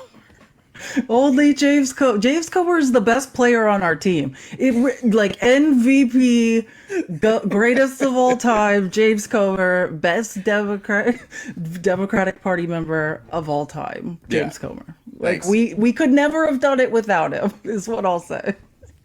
Could never have done it without him. Thank you, James Comer. What number are we on? We're on 14. 12 or? Oh no, okay, 12. Yeah, because we can't miss the big... So Bob Alinsky, which, just to be clear, Bob Alinsky was deposed last week and was torn to shreds by the Democratic Oversight Committee. Everybody should have seen the name Bob Alinsky and just known, no. Yeah, no. Nobody named Whoever. Soprano, like, you know, I immediately was like, we're doing like a Tony Soprano thing. They're like bringing in an actual mob boss. Yeah, well, no, Bobolinsky is more like the fourth in command that always Yeah. gets whacked in a mob movie because he's like, he tries some petty crime and then they're like, no, you got us in trouble. Like, He's the Bobolinsky guy was in never charge going of to the be waste good. management plant. Yeah, but then he stole a car and showed up at like the headquarters. He's like, look at my car. They're like, you stole it and they followed you here? That's Bobolinsky. And that's basically what he did here, by the way. For sure. He wears a tracksuit. Is what I imagine. He's wearing an Adidas tracksuit with Just the gold hamburger meat hanging out the top. Yeah. So 12. Bobolinsky said that Joe Biden was more than a participant and beneficiary in his family's business schemes. He was an enabler. Just to make you like this guy lost his shit in his deposition. He was screaming and like huffing and puffing because he did a Scott Perry because he didn't have any evidence, and they kept pointing out like, now is the time to give the evidence of what you're saying happened. And he just didn't have it. So anyways, Bobolinsky first alleged impropriety by Joe Biden back in 2020. Oh, that's funny. Same time that Alex Smirnov did. That's so weird how they all came out at the same time after getting Russian disinformation. He went on to participate in campaign events for Donald Trump. Oh, that's strange. His credibility has been repeatedly questioned. Biden enabling his son was described in his testimony the way Archer did. Put on phone calls and with Hunter Biden scheming to figure out how to present his father as involved, which was Devin Archer's exact testimony. But yeah, like, we don't need to tear apart Bobolinsky because Raskin did it for us. Like, we went over, he eviscerated him in a Twitter thread, like highlighted every lie he told, every time he deviated from facts. Like, it was beautiful. Yeah, and so Bobolinsky's the one, he says, the big guy 100% is Joe Biden, right? So we've seen that. I think that's in 2017, James Gilliar, an associate of Hunter and James Biden's, emailed about a business deal noting that Hunter Biden would get a 20% stake. He included a comment, 10 held by H for the big guy. Bobolinsky previously said this was a reference to Joe Biden, but Gilliar has admitted that this was speculation on his part. The eventual deal included no carve-out for Joe Biden. And the own man retracted, corrected it. It's ridiculous. Right, and in the only deals we've ever seen with a 10% carve-out went to Jim Biden. Yeah, those are the only ones we've seen where an exact 10% carve-out went to somebody.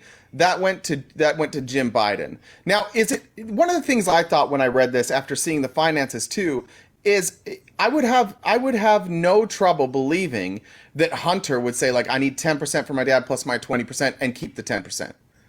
You know what I mean? Like, I mean, you don't think Hunter during this time? I want to read his deposition because I'm sure he's just going to be like, "Yeah, I was out of control." We're going to hear a crazy story. Yeah, but again, even if the 10% was held for Joe Biden, what you then would have to prove is that Joe Biden knew about this and that he got the money. Well, there's no evidence that Joe Biden knew about this statement, and there's no money. There again, $0.00 have made it back into Joe Biden's pockets. The only things Republicans have presented that said like money went back to Joe Biden were loans repaid to him. Like, we have the money going out of his account and the money coming back in with 0% interest. He made $0.00 on loans to his brother and his son. There's no 10% that has ever come back to him. You can't say 200 grand from his brother was a payoff when he gave his brother 200 grand. I don't know if you guys know this, but I checked. If you take 200,000 and you subtract 200,000, the answer is zero.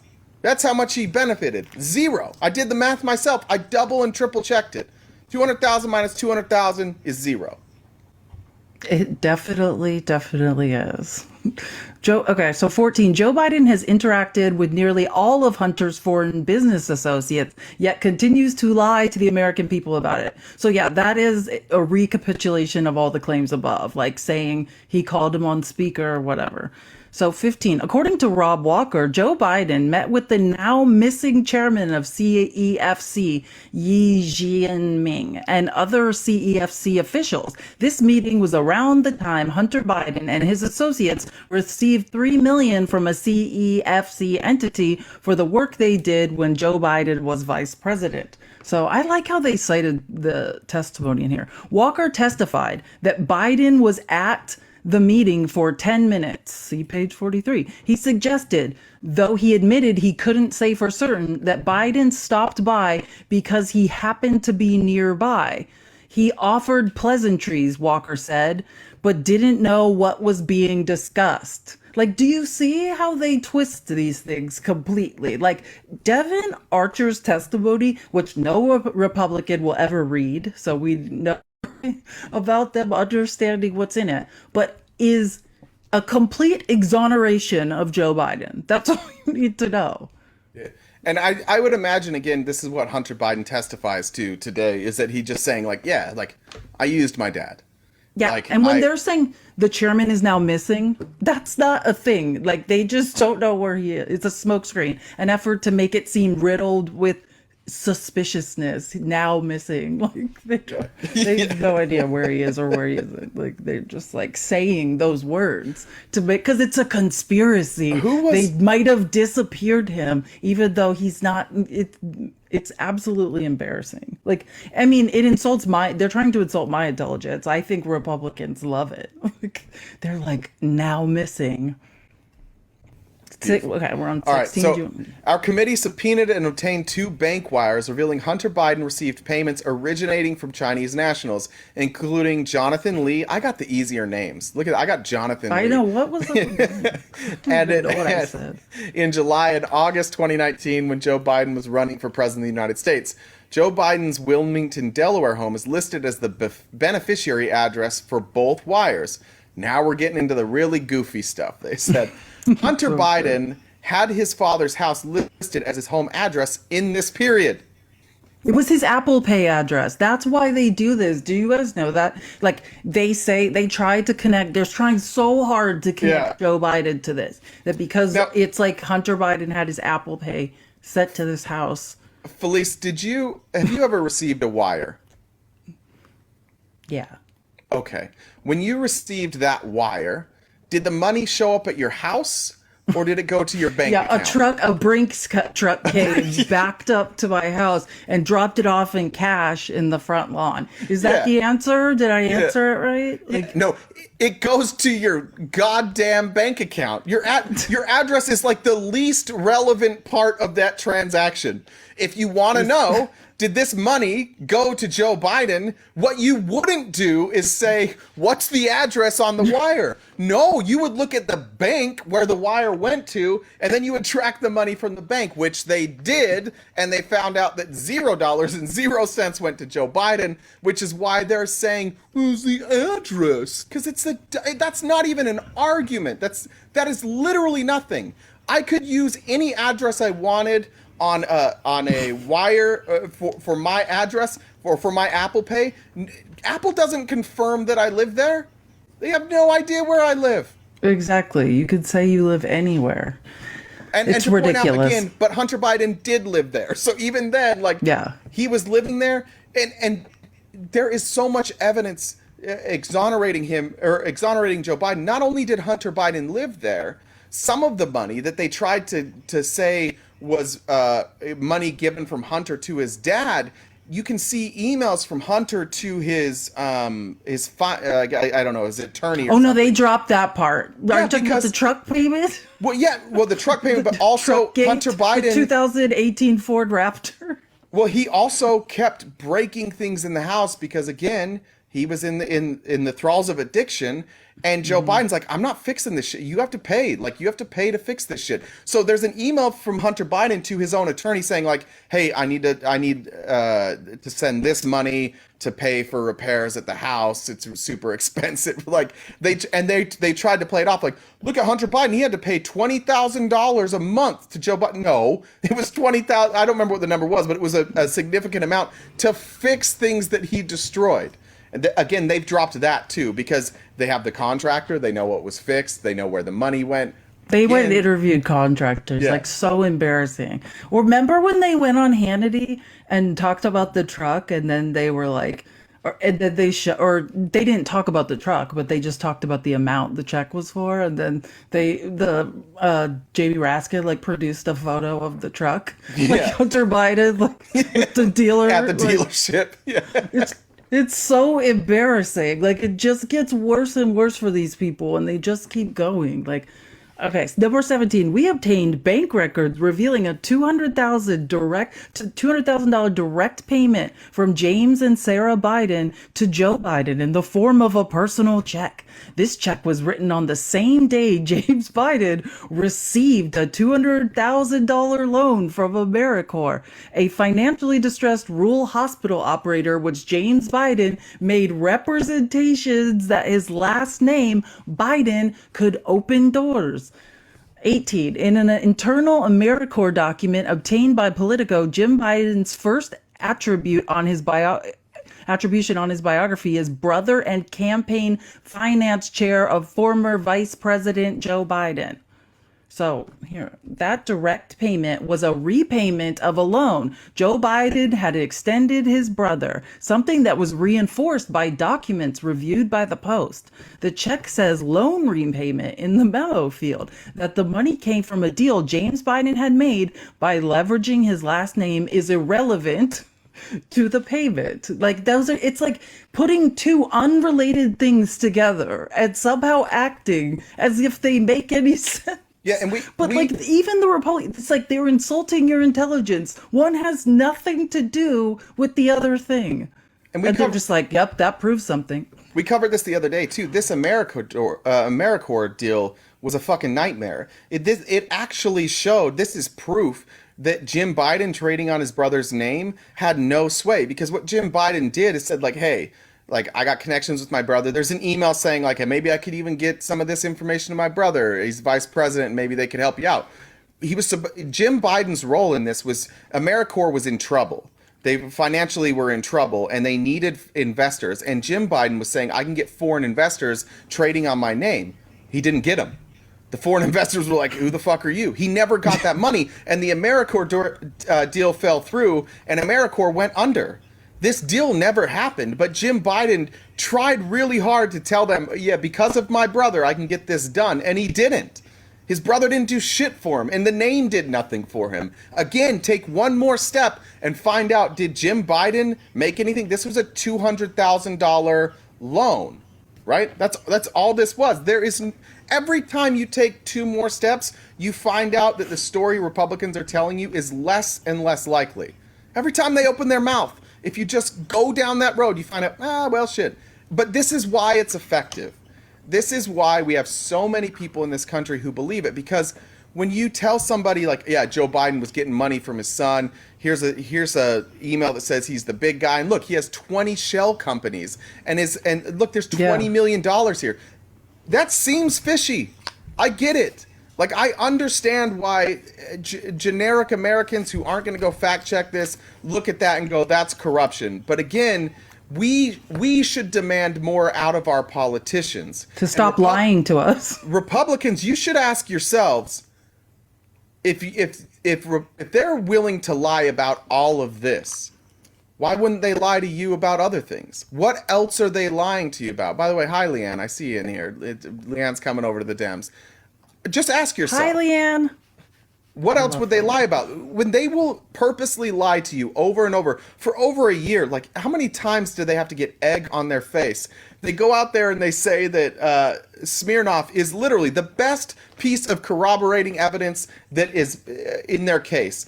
And now yesterday, James Comer's like, oh, micro piece of evidence. It has almost nothing to do with the case. 6 months ago, it was the best evidence. The linchpin. It was the thing. Yes. Here it is. We got it. And now, it didn't even matter. $5 million to Biden, $5 million to the big guy. Like, how many times did we hear that? Like, I was reading some, I can't remember the exact number. It's like 2,000 something times. It was mentioned on Fox.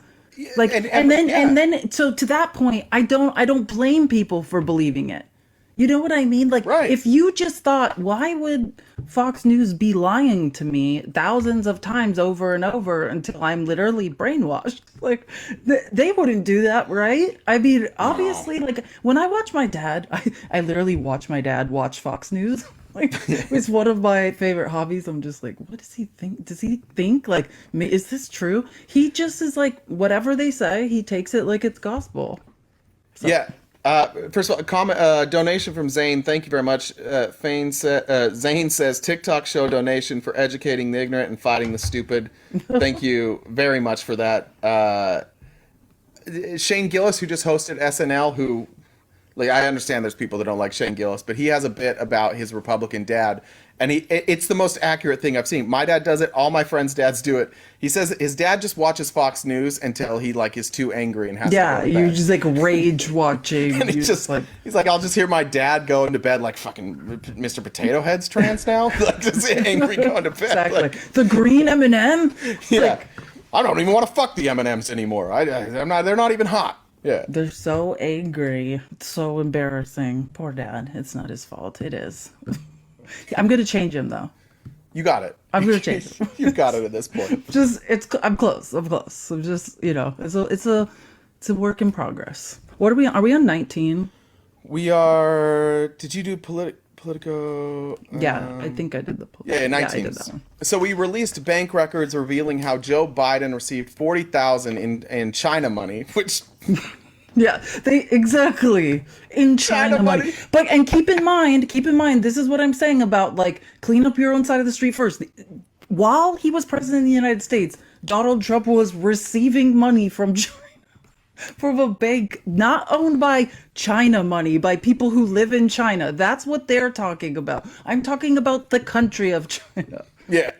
So again, we released bank records revealing, these are direct quotes, by the way. This is not like, this is what they said. So that's why it's funny. Received $40,000 in China money from the account. Not the probably from a Chinaman, I'd assume, is what he thinks. From the account of his brother James Biden and his sister-in-law Sarah Biden in the form of a personal check. This money landed in Joe Biden's bank account shortly after Hunter Biden threatened a CEFC associate to pay up, claiming his father was sitting next to him in the room.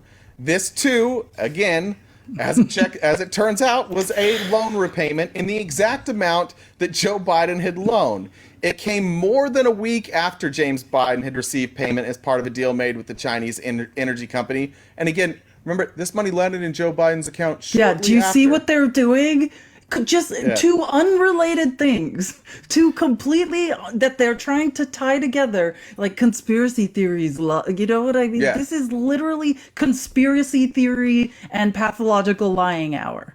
Now, there's no evidence that Joe Biden was sitting with Hunter Biden when the mentioned message was allegedly sent, nor any evidence that if he was, Joe Biden knew anything about the message being sent. In fact, this claim came to light through a summary of the initial message. It's not clear if the summary accurately captured the original message. The Oversight Committee's thread concludes with a summary of the allegations. So we don't even have, like, the whole thread. I believe, is this the message that they discovered that had been edited as well? They put it up in a text bubble? Well, they try. Byron, are you talking about Byron Donalds tried to? Yeah, like during a congressional hearing, he like edited like the text bubble, and then AOC like caught it and was like, "That's not." It wasn't a text. Said. Yeah, it wasn't what it said, and it wasn't a text. But they turned it in. It was a WhatsApp message or something.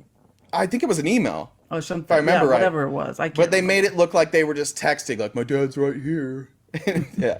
Yeah, it's complete lie. Like, they are so shady. But my favorite part of the article is this part, is the what was left out. Like, so Walking through this risks giving the impression that we are trying to stick our thumbs in myriad holes in a crumbling dam. It's why the thread was presented in the way it was, to give the impression that there is a surfeit of evidence against President Biden that cannot be refuted.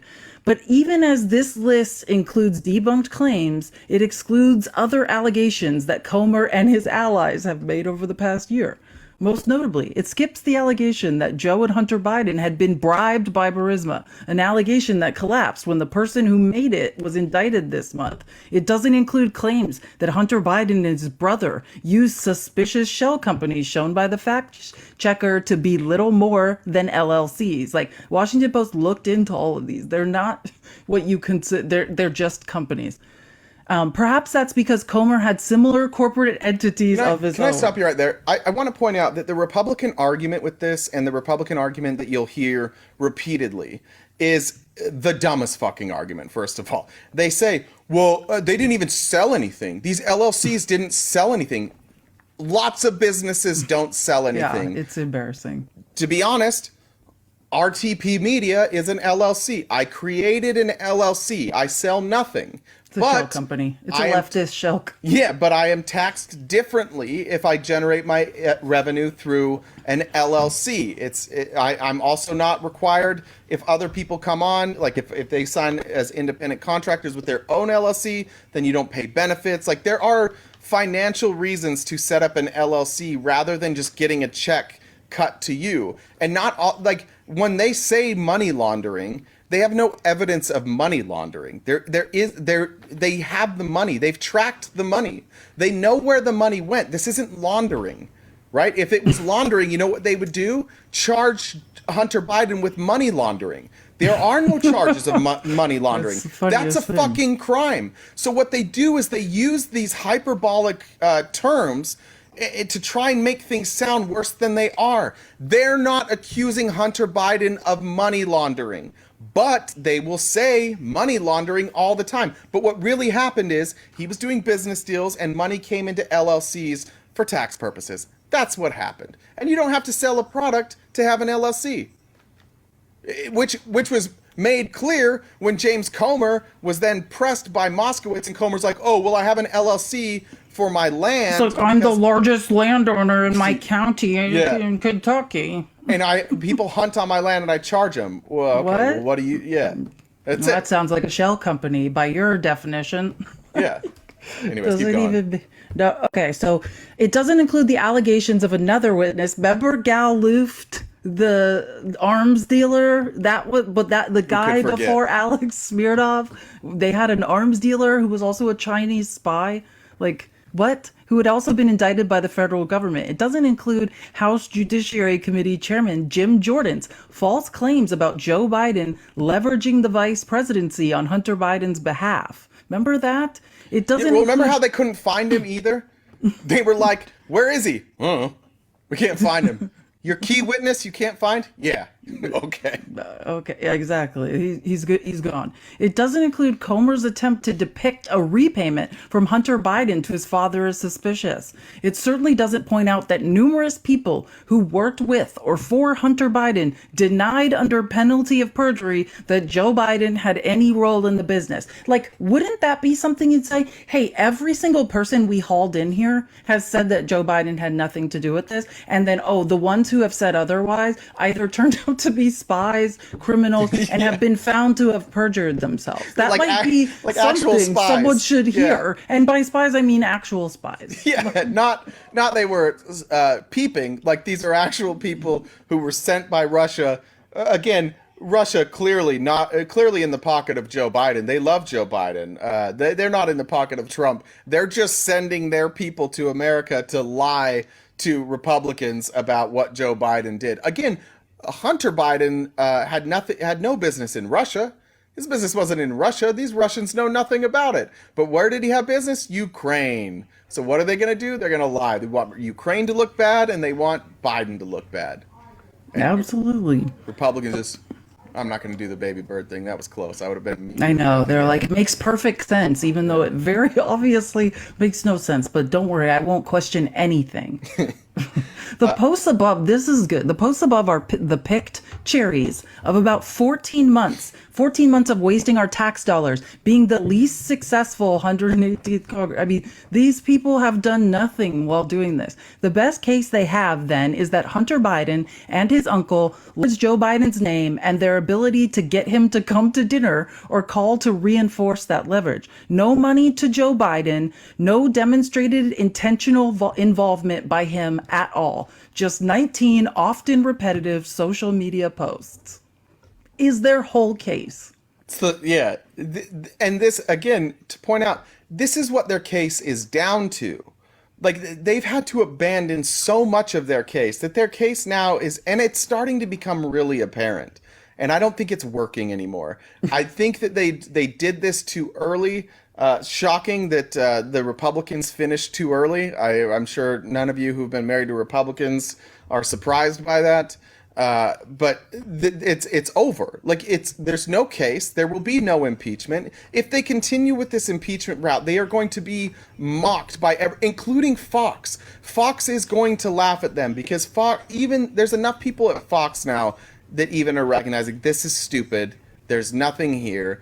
They are being laughed out of the building. I wanted to read some comments. One from John: when is the first annual RTP gathering? I have my deposit ready. That would be so fun. It's going to be a communist cruise where we're going to talk about communism and we're going to convert all the other poor souls on the cruise to communism. Sue sent a donation for Felice's dad's Fox News rehabilitation fund. God, it's going to be taken. Yeah, that covers them. When at my golf course, like, we have the membership lady for lunch. She always goes into, like, there's a common room with a pool table and ping pong and stuff, and she always goes in and turns on Fox News, like, at full volume.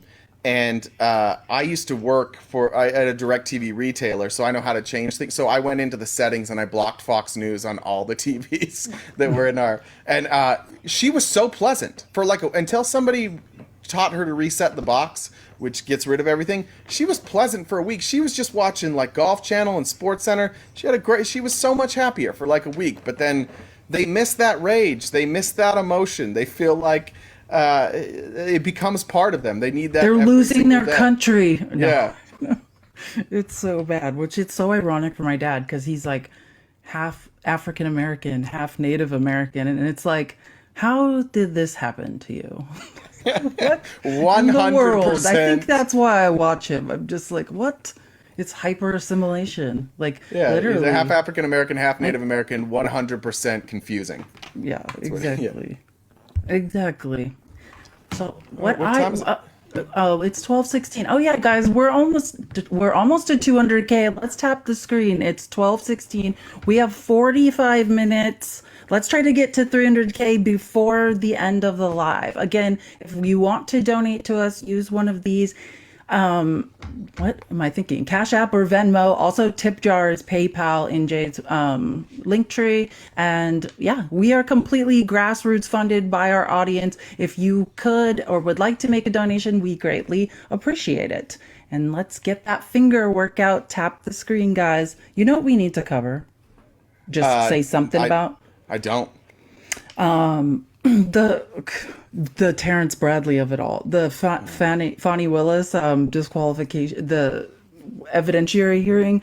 Oh my God, that was so golden. Like, just first of all, I think, what was her name? Katie Fang, who's she's a host on MSNBC and she's a former prosecutor. She's covering this and she's amazing because she was just like, she had my exact same thought. Like, all I could think, because, like, my escape is reality TV. Like, when I just want, like, mindless, I don't want to think anymore. Like, one of the shows I watch is The Real Housewives of Atlanta. And watching this evidentiary hearing has literally been, like, the greatest episode of The Real Housewives. Because it's so obvious that all of these lawyers, these are all people who have passed the bar in Georgia and just gossip about each other. Yeah. And what's so interesting about the Terrence Bradley thing is The whole reason it turns out that this motion was filed by Ashley Merchant. Ashley Merchant is Mike and her husband co-own the law firm that represents Mike Roman. And she's the one who originally wrote this brief alleging that, whatever, that Fonnie Willis was in a relationship with Nathan Wade or had financially benefited, like had alleged that.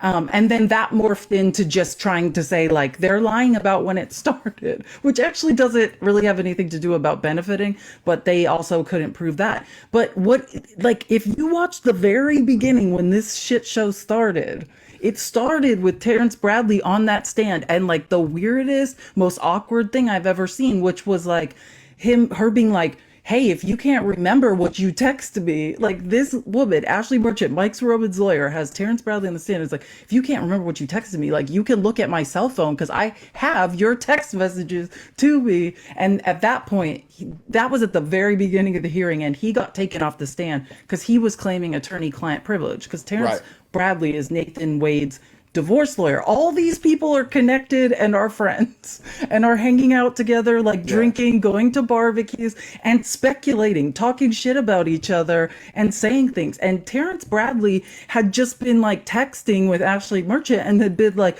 oh yeah, like they speculating about when their relationship had started. And she took that to be like, I guess, gospel. And he gets all the stand and is like, "Hey, I was just I don't know. Yeah, we were. Just gossiping. We were all talking shit about her. Like, we've all done that, right? We've all been in a scenario where we see something that happens, and we kind of speculate on what did or did not happen. The thing that great. The thing that is frustrating, probably more than anything, is that none of this fucking matters. Yeah, none of it changes. None of it changes. Let's say that everything that they claimed about Fonnie Willis was correct. Let's say that this relationship started earlier. Let's say that. I don't even know what they're going to say about Nathan Wade. Like, he clearly wasn't the first choice. So, like, was that part of the plan to ask people ask somebody else to do the job? But they didn't know if they would accept or not. But let's even say that that's true. What does that mean? Does that mean that Donald Trump isn't getting a fair case? Does it mean that he didn't try to steal an election in Georgia and influence Brad Raffensperger to find a bunch of... No, all that still happened. Pointless. This is the part that Ben Meiselas, I think, rightfully pointed out yesterday about the judge. As he said, I've thought the judge has been fair, but at this point, like, I don't know what he's doing, because these amount to basically like ethical concerns that have no material bearing on this case. Like, this is something that in normal circumstances you would take up after the case. You would have the case, and then you would take up these ethical concerns later. It has no bearing on what happened with Donald Trump. And you see, like, for you guys that are here late, I'm debating Mother of Dragons next Wednesday at 6 Pacific time. But she covers this all the time, and this is the only thing they talk about. They want to smear this woman, but even if all of their claims were true, which they don't seem to have any evidence of, what does it really mean? Does it change a single material fact in this case? No. Does it change what the prosecution has presented as evidence? No.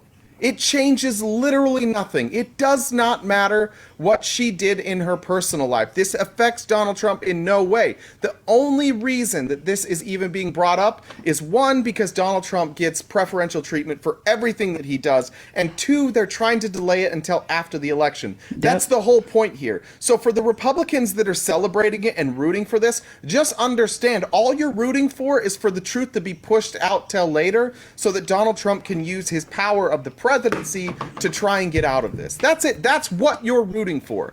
This has nothing to do with this case. If Fonnie Willis is guilty of everything they accuse her of, it does not mean Donald Trump is innocent. They would love it to mean that, though. Yeah, but you know what is the truth? You know what is the truth, though? That she's the most... And why they're pushing this so hard? number one, time delay. Obviously, everything is all down to the time delay. But number two, the reason they're pushing this so hard is because she is the possibly only most qualified person in this state to try this case. People haven't tried one RICO case, let alone 11 or however many that woman has tried. She is the uniquely positioned and experienced person to try this case. If they get her off the case, not just her whole office is gone. Then they have to find somebody who's qualified to try a RICO case and then hire all the team around them and start completely from scratch. That's why this is valuable, because she is the best person for this job. This is somebody whose career, she has an unimpeachable career. She has practiced as a private litigator. She, I believe, was an assistant attorney general, or not attorney general, a district attorney. She also served as a judge. This is somebody who has been remarkably successful and celebrated every step of the way for not only her ability, but her ethics. She comes from a father who worked at Harvard, who is also a legal scholar, celebrated legal scholar all over the world. This is a highly decorated, highly qualified, highly credible person, and they're smearing her because of a personal relationship, and they're trying to get this thrown out because of a personal relationship. And meanwhile, their candidate for president, who's on trial, who she's trying to steal election, they're bringing into character her moral and ethical code. When this man's a convicted, or he's been found liable of sexual abuse, this man is sexually assaulting women, they're fine with it. But this woman was having a consensual relationship, and they are demonizing her. He's also currently dealing with another case where he lied about a personal relationship, where he had criminal activity. He lied about this relationship and then used campaign funds to pay it off, and then instructed his attorney to lie to the FBI about doing it, and his attorney did that. Then his attorney got caught because the evidence was overwhelming, and his attorney and his CEO flipped on him and said, yeah, he was fucking lying. And his other attorney, who was representing him at the time, was like, yeah, but he was supposed to lie. That's what he should have done. Literally everything they're accusing Fani Willis of, Donald Trump is about to go to trial for, and it's going to be a slam dunk case. It's painfully obvious that everything they're accusing him of, he did, and he's going to lose. I need to read 3 comments real quick. All 3 from Jack. Tap the screen. I haven't read them. The first one, these are going to be questions for you. You ready? This first one. What do you call a beehive without an exit?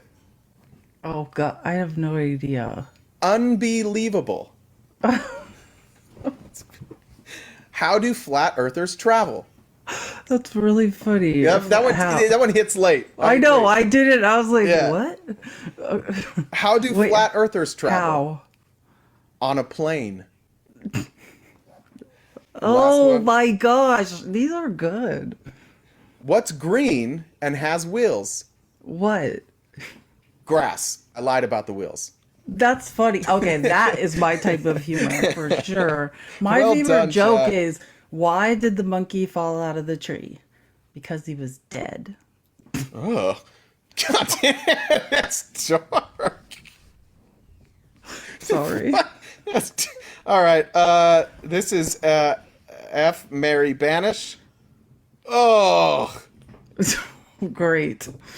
Ew, dude. This is gross. All right. Ew. Stop. Ew, this is so gross. What? This is the worst one. I've never had a reaction like this. This is from RTP's rug. Laura Loomer. Oh God. You want to get loomered? Chia Pet Rychik. No. Marjorie Taylor Greene. Haya Rychik. Ew. That's, if you guys don't know who Haya Rychik is, she's the person in charge of libs of TikTok. I can't. Banish. She must be banished.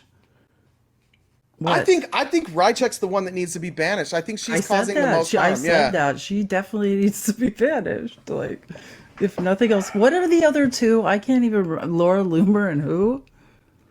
Marjorie Taylor Greene. No, no, not Which again. one of those has more money? Who's got more money, Laura Loomer or Marjorie Taylor Greene? Marjorie Taylor Greene owns a commercial real estate business.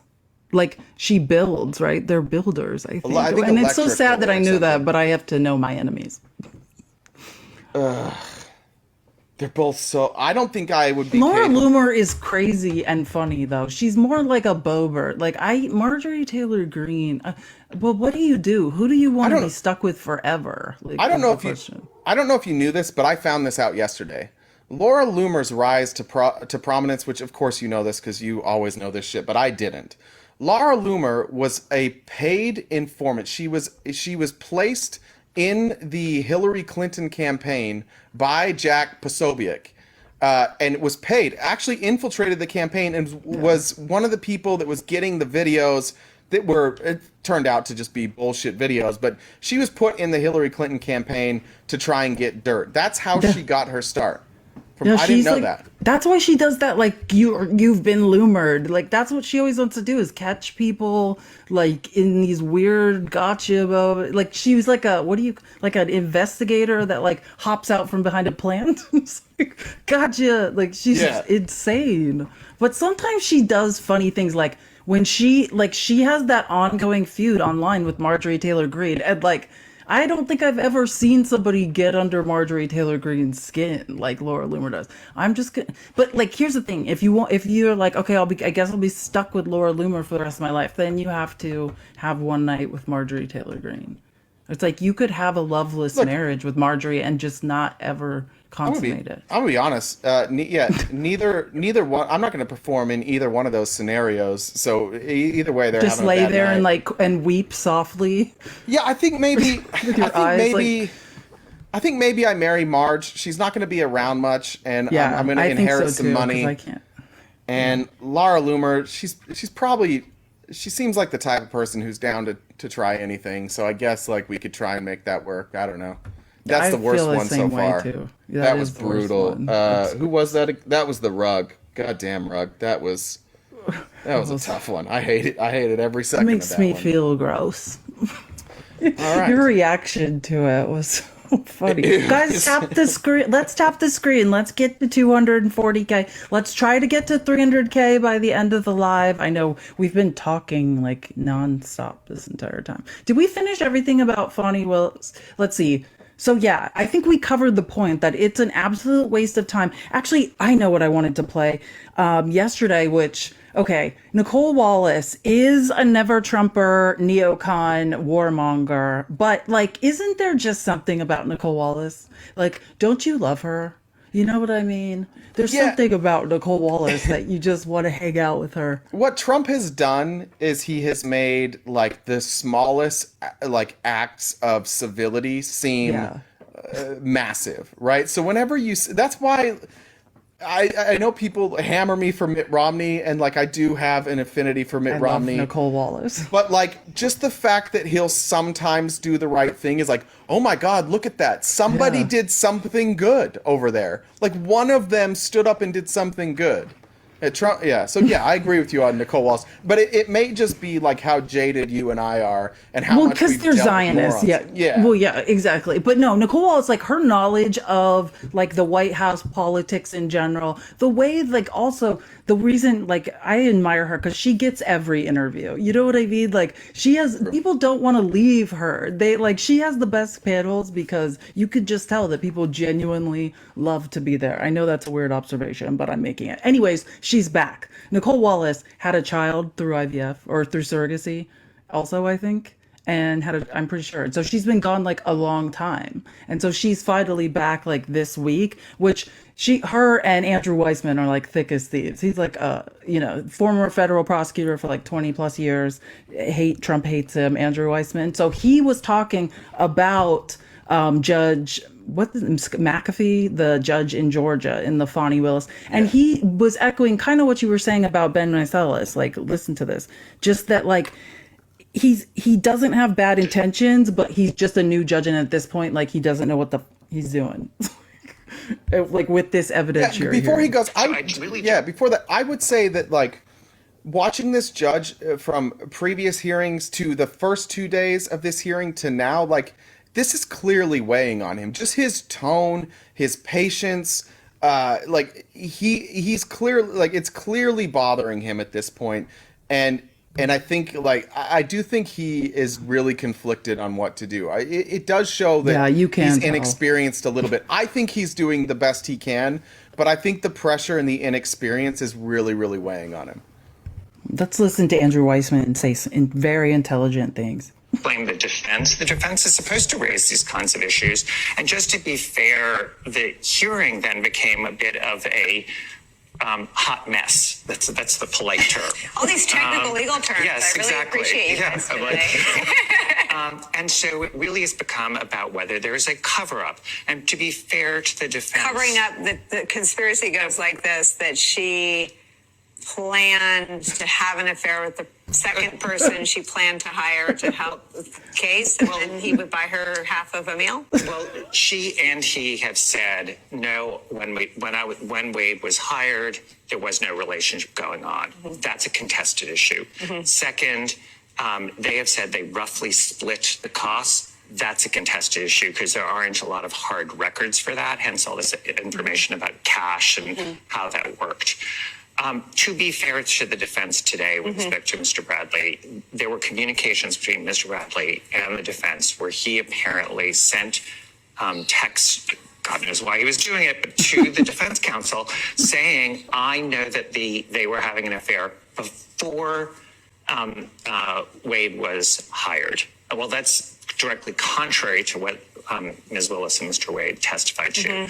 And so he said that, and he said, I absolutely know that that's true. So they have that as a message. So, it's fair for them to call him, Right. but then he testifies and says, I was purely speculating. Now, the judge is going to have to make a decision about whether that's credible or not, but you realize that this has sort of gone down this rabbit hole from an incredibly historic, important indictment. And even if this all ends up going well for the Georgia prosecutor, there's this taint that I think was needlessly inflicted by a judge who might be very well intentioned, but I think was really inexperienced in terms of having this kind of hearing. Well said. And I'm a grown up. I I'm a love grown up, me I some- promise. Yeah, don't do it. I know you want to do it. I know what you're going to say. Don't say it. Everybody else in the comments is saying it. Yeah, That's such a everyone said it great- anyways. You don't Yeah. need to say it. We all got it. I love me some Andrew Weissman, though. That man, gospel. Does he ever get anything wrong? But He's so good. under- Yeah, he did a really good job there of laying out, like, what the judge is actually going to have to deal with. Like, taking opinions aside, he did a good job saying, like, some of these facts are disputed, and that's what's difficult for the judge. Is the judge now has to decide, like, what was credible here. Well, like, but again, I'm not an expert on this, so I would love to talk to somebody who is. But to me, I'm still wondering, like, what if these claims are true? Is this really a justification to start over? Is this really something that a case should start over for? Well, I All don't the claims think. were true. Well, yeah. Well, if hypothetically, if you're saying, I mean, this is what it is. Because later, he made another point that I think was really good. All of these people, like I was saying, it's like real legal housewives of Atlanta. All of these people who are testifying essentially have taken the same oath, right? They passed the bar, have the same ethical considerations, and they're all telling the story. Like, they're all saying the same story. Nobody is like, as far as Fani, well, everybody's are the same and are backing each other up. These people are not on trial, right? Like, so at some point they all pass the bar. Like, are we, like Andrew Weissman's just like, at some point, like, that's enough. You've heard enough. Like, you're a judge. You need to make a determination now. Like, Yeah. you don't need to hear anymore. Yeah, and I hate He to just take- has to decide. This is the hard part because, like, everybody who's weighing in on this is giving their opinion. There doesn't seem to be any real legal clarity of exactly how to handle this. So I'm trying to being unbiased, like knowing that Ben Meiselas is incredibly biased. Him saying like they shouldn't even be hearing it at this point anymore. There's a wide variety of people saying what this means, but what I haven't heard from anybody, I have not heard anybody articulate how this should start or should cause this case to start over. Outside of these attorneys, who keep in mind, their job is just to kick this down the road or get charges dismissed for their clients. They're not required to do the right thing. They're required to do what's best for their client, which ultimately is to have this thrown out. I just haven't heard anybody on any network, right or left, give me an explanation as to why this really matters. No, they are required to do the right thing. Just to say, there's a code of ethics that when you take the oath of the bar, that you are saying that you'll uphold. Right, but yes. But that's what Yeah. Andrew Weissman's point. He's like, what we have, that's the part I forgot, was that. Like he said, what this actually amounts to, like if he was an experienced judge, this is like, would be referred to an ethics committee for like the Georgia bar. And like maybe it would be a slap on the wrist. He's like, this guy, he's like, hopefully we'll eventually get there. Like, he's like, it might be something that would go before like the bar ethics committee. Yeah, there's no that reason makes to be sense. sitting here doing this anymore. Yeah, that part makes perfect sense to me. It just feels like ethics HR. Like that's what it feels like. This That's feels what like he said. something that the HR department covers. Yeah. We got there eventually. I have did so it. much information rolling around in my brain. Guys, tap the screen. Let's get to 250K. Let's get as close as we can to 300K before the show's over. Again, if there's any Republicans in here who want to chat about Fani Willis or any other topic under the sun, you are welcome to request. Please, and let me check comments real quick. Do you want to pick the next subject while I look? Sure.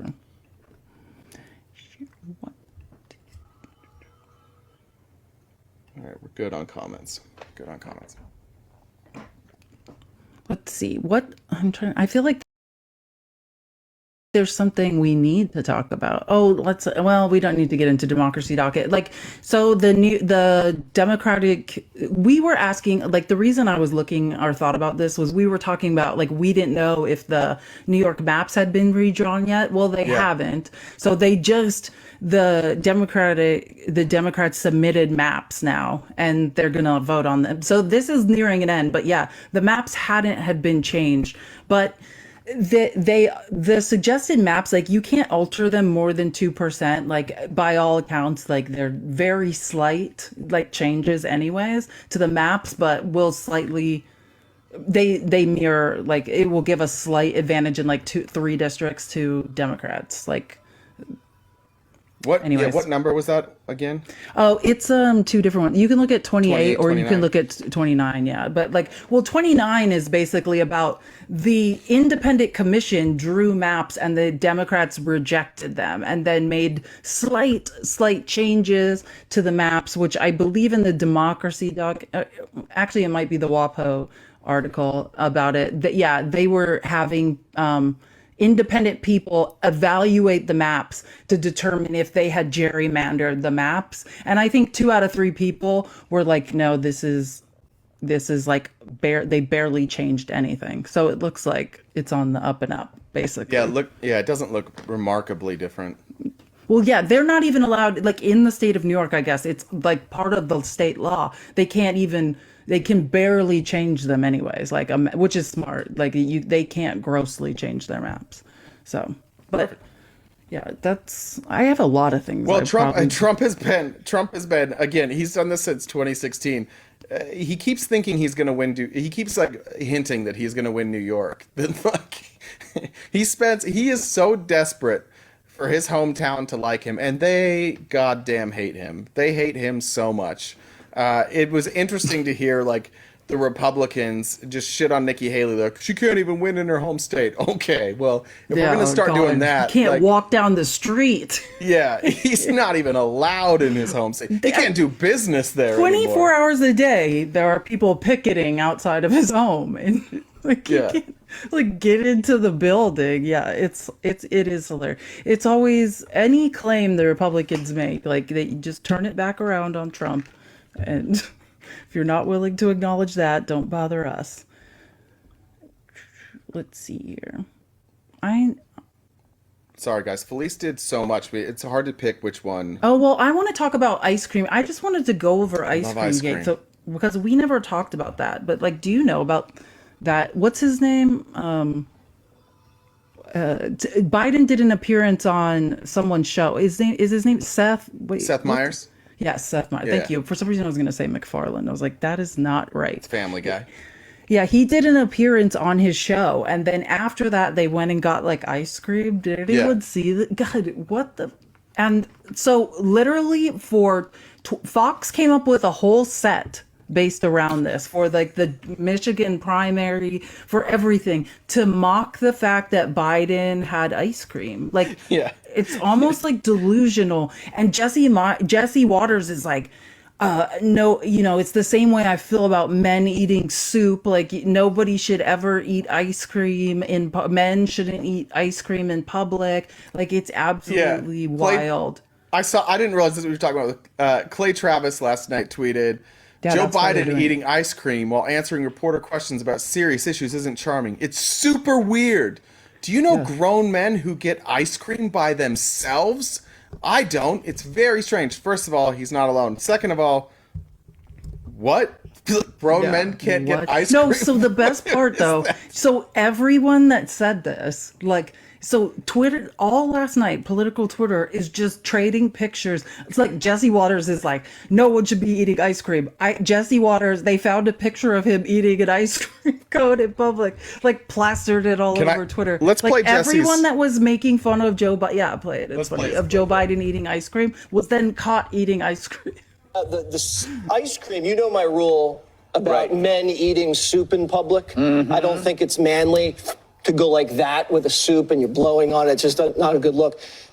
I think the same thing for ice cream. Like, who was that laughing? Somebody else there's like, what the fuck are you talking about? Well, no, and Janine, it's probably crazy. Janine said something like I can't even remember. Then he was like trying to tie let me finish it. Sorry, I paused it at the end. Let him get his point. I think the same thing for ice cream. You should save that for vacation. A grown man, especially the president, should not be licking ice cream in public. The ice cream. Yeah, heaven forbid a grown man know how to use his tongue. That'd be terrible, wouldn't it, Jesse? I think I have, I want to, because it got really gross. Like, I want to play this other one I have of Jesse Waters. Lights up for ice cream. Children and the elderly. He's saying, do you know who lights up for ice cream? Children and the elderly. Look how dark Jesse Waters can get. You know who lights up for ice cream? Children and the elderly. There's a reason caregivers deliver ice cream to their patients in nursing homes. According to the Alzheimer's Association, ice cream is a favorite for people with diminished faculties. Quote, ice cream has the power to immediately elicit soothing feelings at the very first taste of a single spoonful. Yeah, it's fucking great. It That's all why. the negative feelings related to the frustration and continues to stimulate pleasure receptors in the brain with every new scoop. Yeah. Now, obviously, I'm not diagnosing Biden with Alzheimer's. Oh, obviously. You see what's going on here? No. You know who lights up for ice You see what's going on here? No, I Absolutely, don't. we do not. I do not see what's going on. You're explaining that eating ice cream is fucking awesome. That's what you explained. You know what I never do after taking the first bite of ice cream? Think, no more. Yeah, it's great. It's really good. And the reason that most of us don't get ice cream is mostly the sugar content, right? People like when you and a lot of us as you get older, like you don't digest dairy quite as well. And if you're, you don't want to spend the rest of your night shitting or farting, it's a decision. But ice cream is terrific. It's fantastic. Jesse Waters is a sad, sad person, and he needs to eat more ice cream and soup. Also soup. Yeah, Jesse Waters is a guy at a restaurant yelling, "Nice soup, pussy!" Like just shouting the dumbest shit. Jesse Waters, like the most important thing to know about him is he is like Hunter Biden. He's a Nepo baby. He comes from a very well-to-do New York family of politicians and things of that nature. And he's just the child, like the out-of-control child that like none of them can rein in. That like his family has a certain reputation in New York. He had like an affair on his like pregnant wife. who with a producer of like a Fox producer or something, like just create like every time. This is an embarrassment to his family. Just know, like his mom called in his show and basically said that he was an embarrassment and not to embarrass them. Are you on mute? I can't. Oh yeah, sorry, I was muted. Sorry, he was not listening to Mama. This is the most like. Yeah. This is just Republican men. The president like, of the United States. It's so they are so embarrassing afraid of being viewed as like not manly that they make up shit like this. Eating ice cream, like your dude eats like 19 McFishes every day.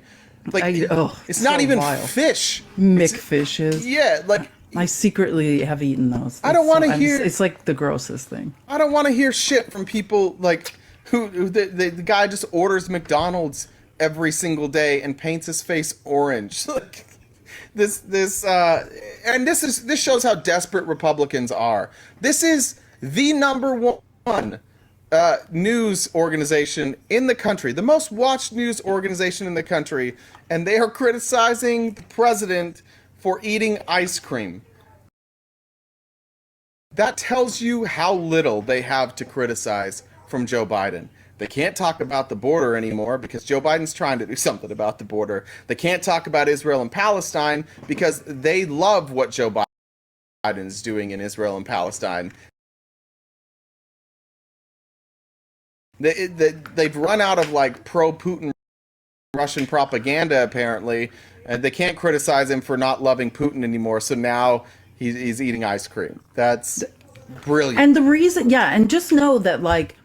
The reason that in my opinion, they latched on to this was because he was on Seth Meyers' show. And Biden was amazing. He was hilarious. He was tough. He was interesting. Like the audience, everybody loved it. It's shocking. Shocker. Biden's completely coherent. And I've said this personally, just as someone with a marketing and PR background. If I was in charge of making Biden look good, I would have him in one-on-one conversations in late night shows, like when Biden showed up at Nicole Wallace's at Deadline White House, like that was one of his most successful interviews. That's when he's funny, he's charming, like you see who he really is. And like he tore up that interview, and like Amy Poehler was there too, so it was funny. She started telling him like conspiracy theories. I need to find you this quote of Amy Poehler trying to tell Joe Biden a conspiracy theory, and he like gets up and leaves. One of the things that I thought Jesse Waters did that was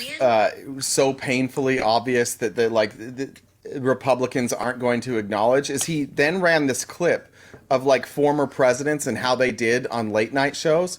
Conspicuously absent during the Trump years when he was president was Trump on late night shows because he won't go there because they made fun of him. So he leaves out, like I think before he was president he went I believe on Jimmy Fallon, but while he was president refused to go on any of those shows, canceled the correspondence dinner, wouldn't do any of that stuff because he doesn't like to be teased and he's thin-skinned. They just left that part out, that all these other presidents went on and they did their thing.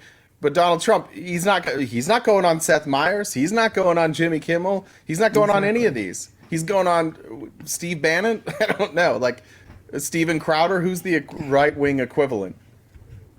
So I have to play some of these. Yeah, I got to play you some of these clips. Like at one point they asked him about his Dark Brandon persona and he put on like aviators. He was so good. Hold on. Let's see which ones of these. I think this is. There's something that I've been it just speaks to the era we live in now. There's a Dark Brandon conspiracy meme. And this is something that you seem to have a lot of fun with. You've co-opted. They're just showing the meme. You've co-opted Dark Brandon. This is a yard sign. And do you enjoy playing around with the Dark Brandon meme? No, I resent the hell out of it. Okay. While he says that, he's putting on his aviators and like smirking at the crowd.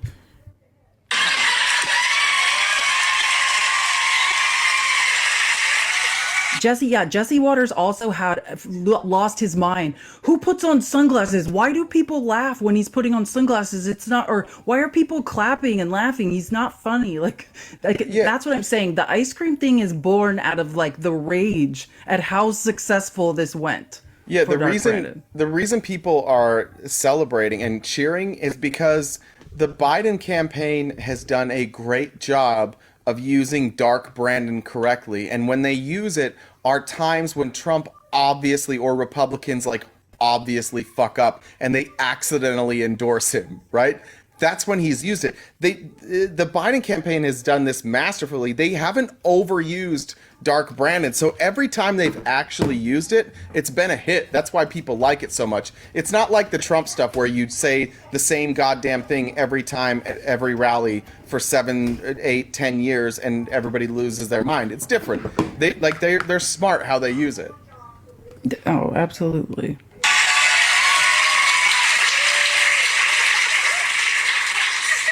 And he's like holding Amy Poehler's hand while she's laughing. Like, just to give you an idea of how charming this man is. He's like squeezing Amy Poehler's hand. Recently, is there 18% of Americans, according to recent polling, have believe that you and Taylor Swift are actually working in cahoots. And after the Kansas City Chiefs won the Super Bowl, you posted this on social media and wrote just like we drew it up. Now, I have you on the hotspot here. Can you confirm or deny that there is an active conspiracy between you and Miss Swift? Where are you getting this information? It's classified. It's classified. You won't share it with us? I'm not gonna, but I will tell you, she did endorse me in 2020. She did. I bet you might be wondering. You think it might come around again? I told you it's classified. The whole time he has his aviators on. Like, it's hilarious. He did an amazing job. This was such a successful interview for him. It's one of the best I've ever seen. And wait, I gotta play this. So after that clip, like a little later on, Amy Poehler is trying to get him to like listen to one of her conspiracy theories, which is one of the best ones. Like, I don't know why people don't debate this one. This is awesome. An octopus is an alien. Okay. And the bottom of the sea floor is actually the top of the earth. He's leaving. He's going to go.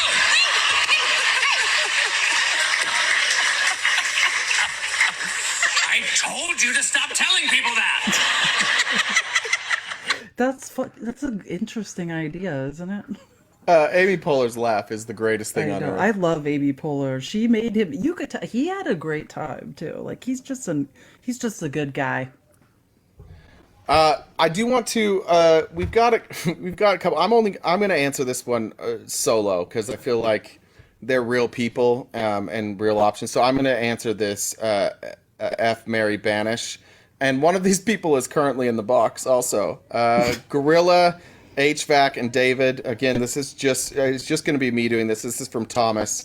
I think my mind has changed. I'm marrying HVAC because I think that I could teach him how to golf and then he would just listen to me. Because once you get good at golf, it's a good feeling. And if somebody can help you, HVAC's getting married. You guys would play golf together. You'd be like old married golfing people. One nighter with David in his electric vehicle, and Gorilla's got to go. In his electric vehicle. Yeah, we're gonna have a very liberal night in his electric vehicle. Yeah, you guys would have the best night ever. But somebody that's been we haven't seen for a while is here, and I think this is the perfect way to end. Miss Julie, Aunt Julie, tap the screen. Let's get to 300K. Hi, Miss Julie.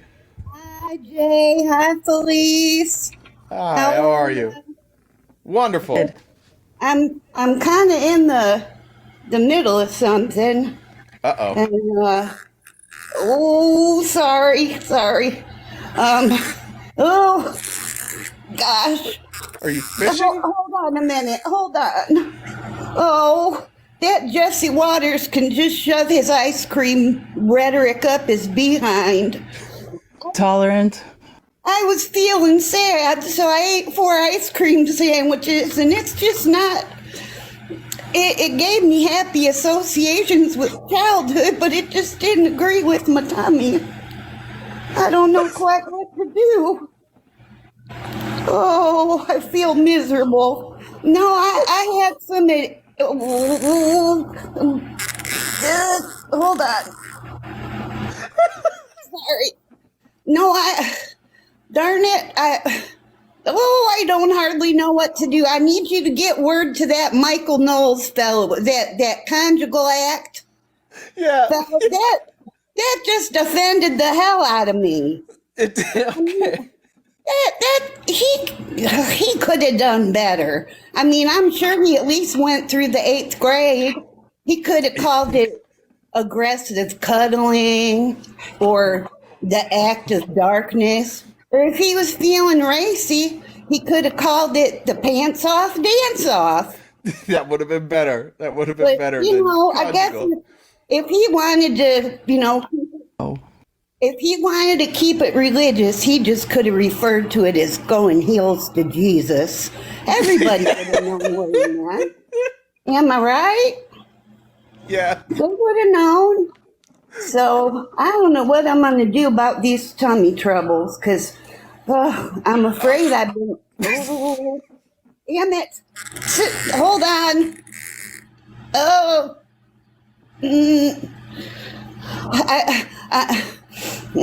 I needed the comfort because I couldn't find Miss Kitty Whispers, and I'm afraid I'm going to have to go up on the roof and look for her.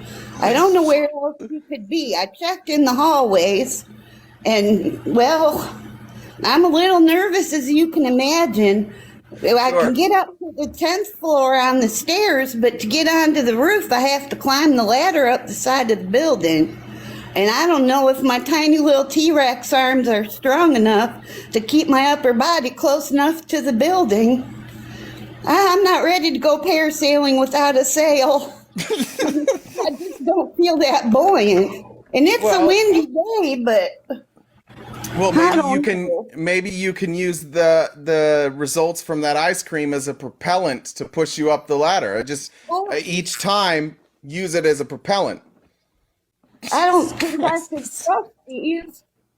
Oh, what's a girl to do? I've got to find. I gotta go. I've got to find Miss Kitty Whispers. I love you very much. Behavior.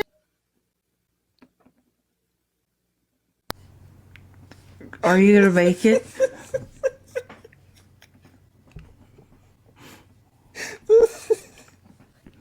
I just want to know what would be used for the fart noise. Like, what was that? I thought when you said it was a fishing reel, I was like, it does sound like one. That is so on brand for my humor. My whole head hurts. I was not prepared for that, Miss Julie with the walk off. I think that's a perfect way to end it.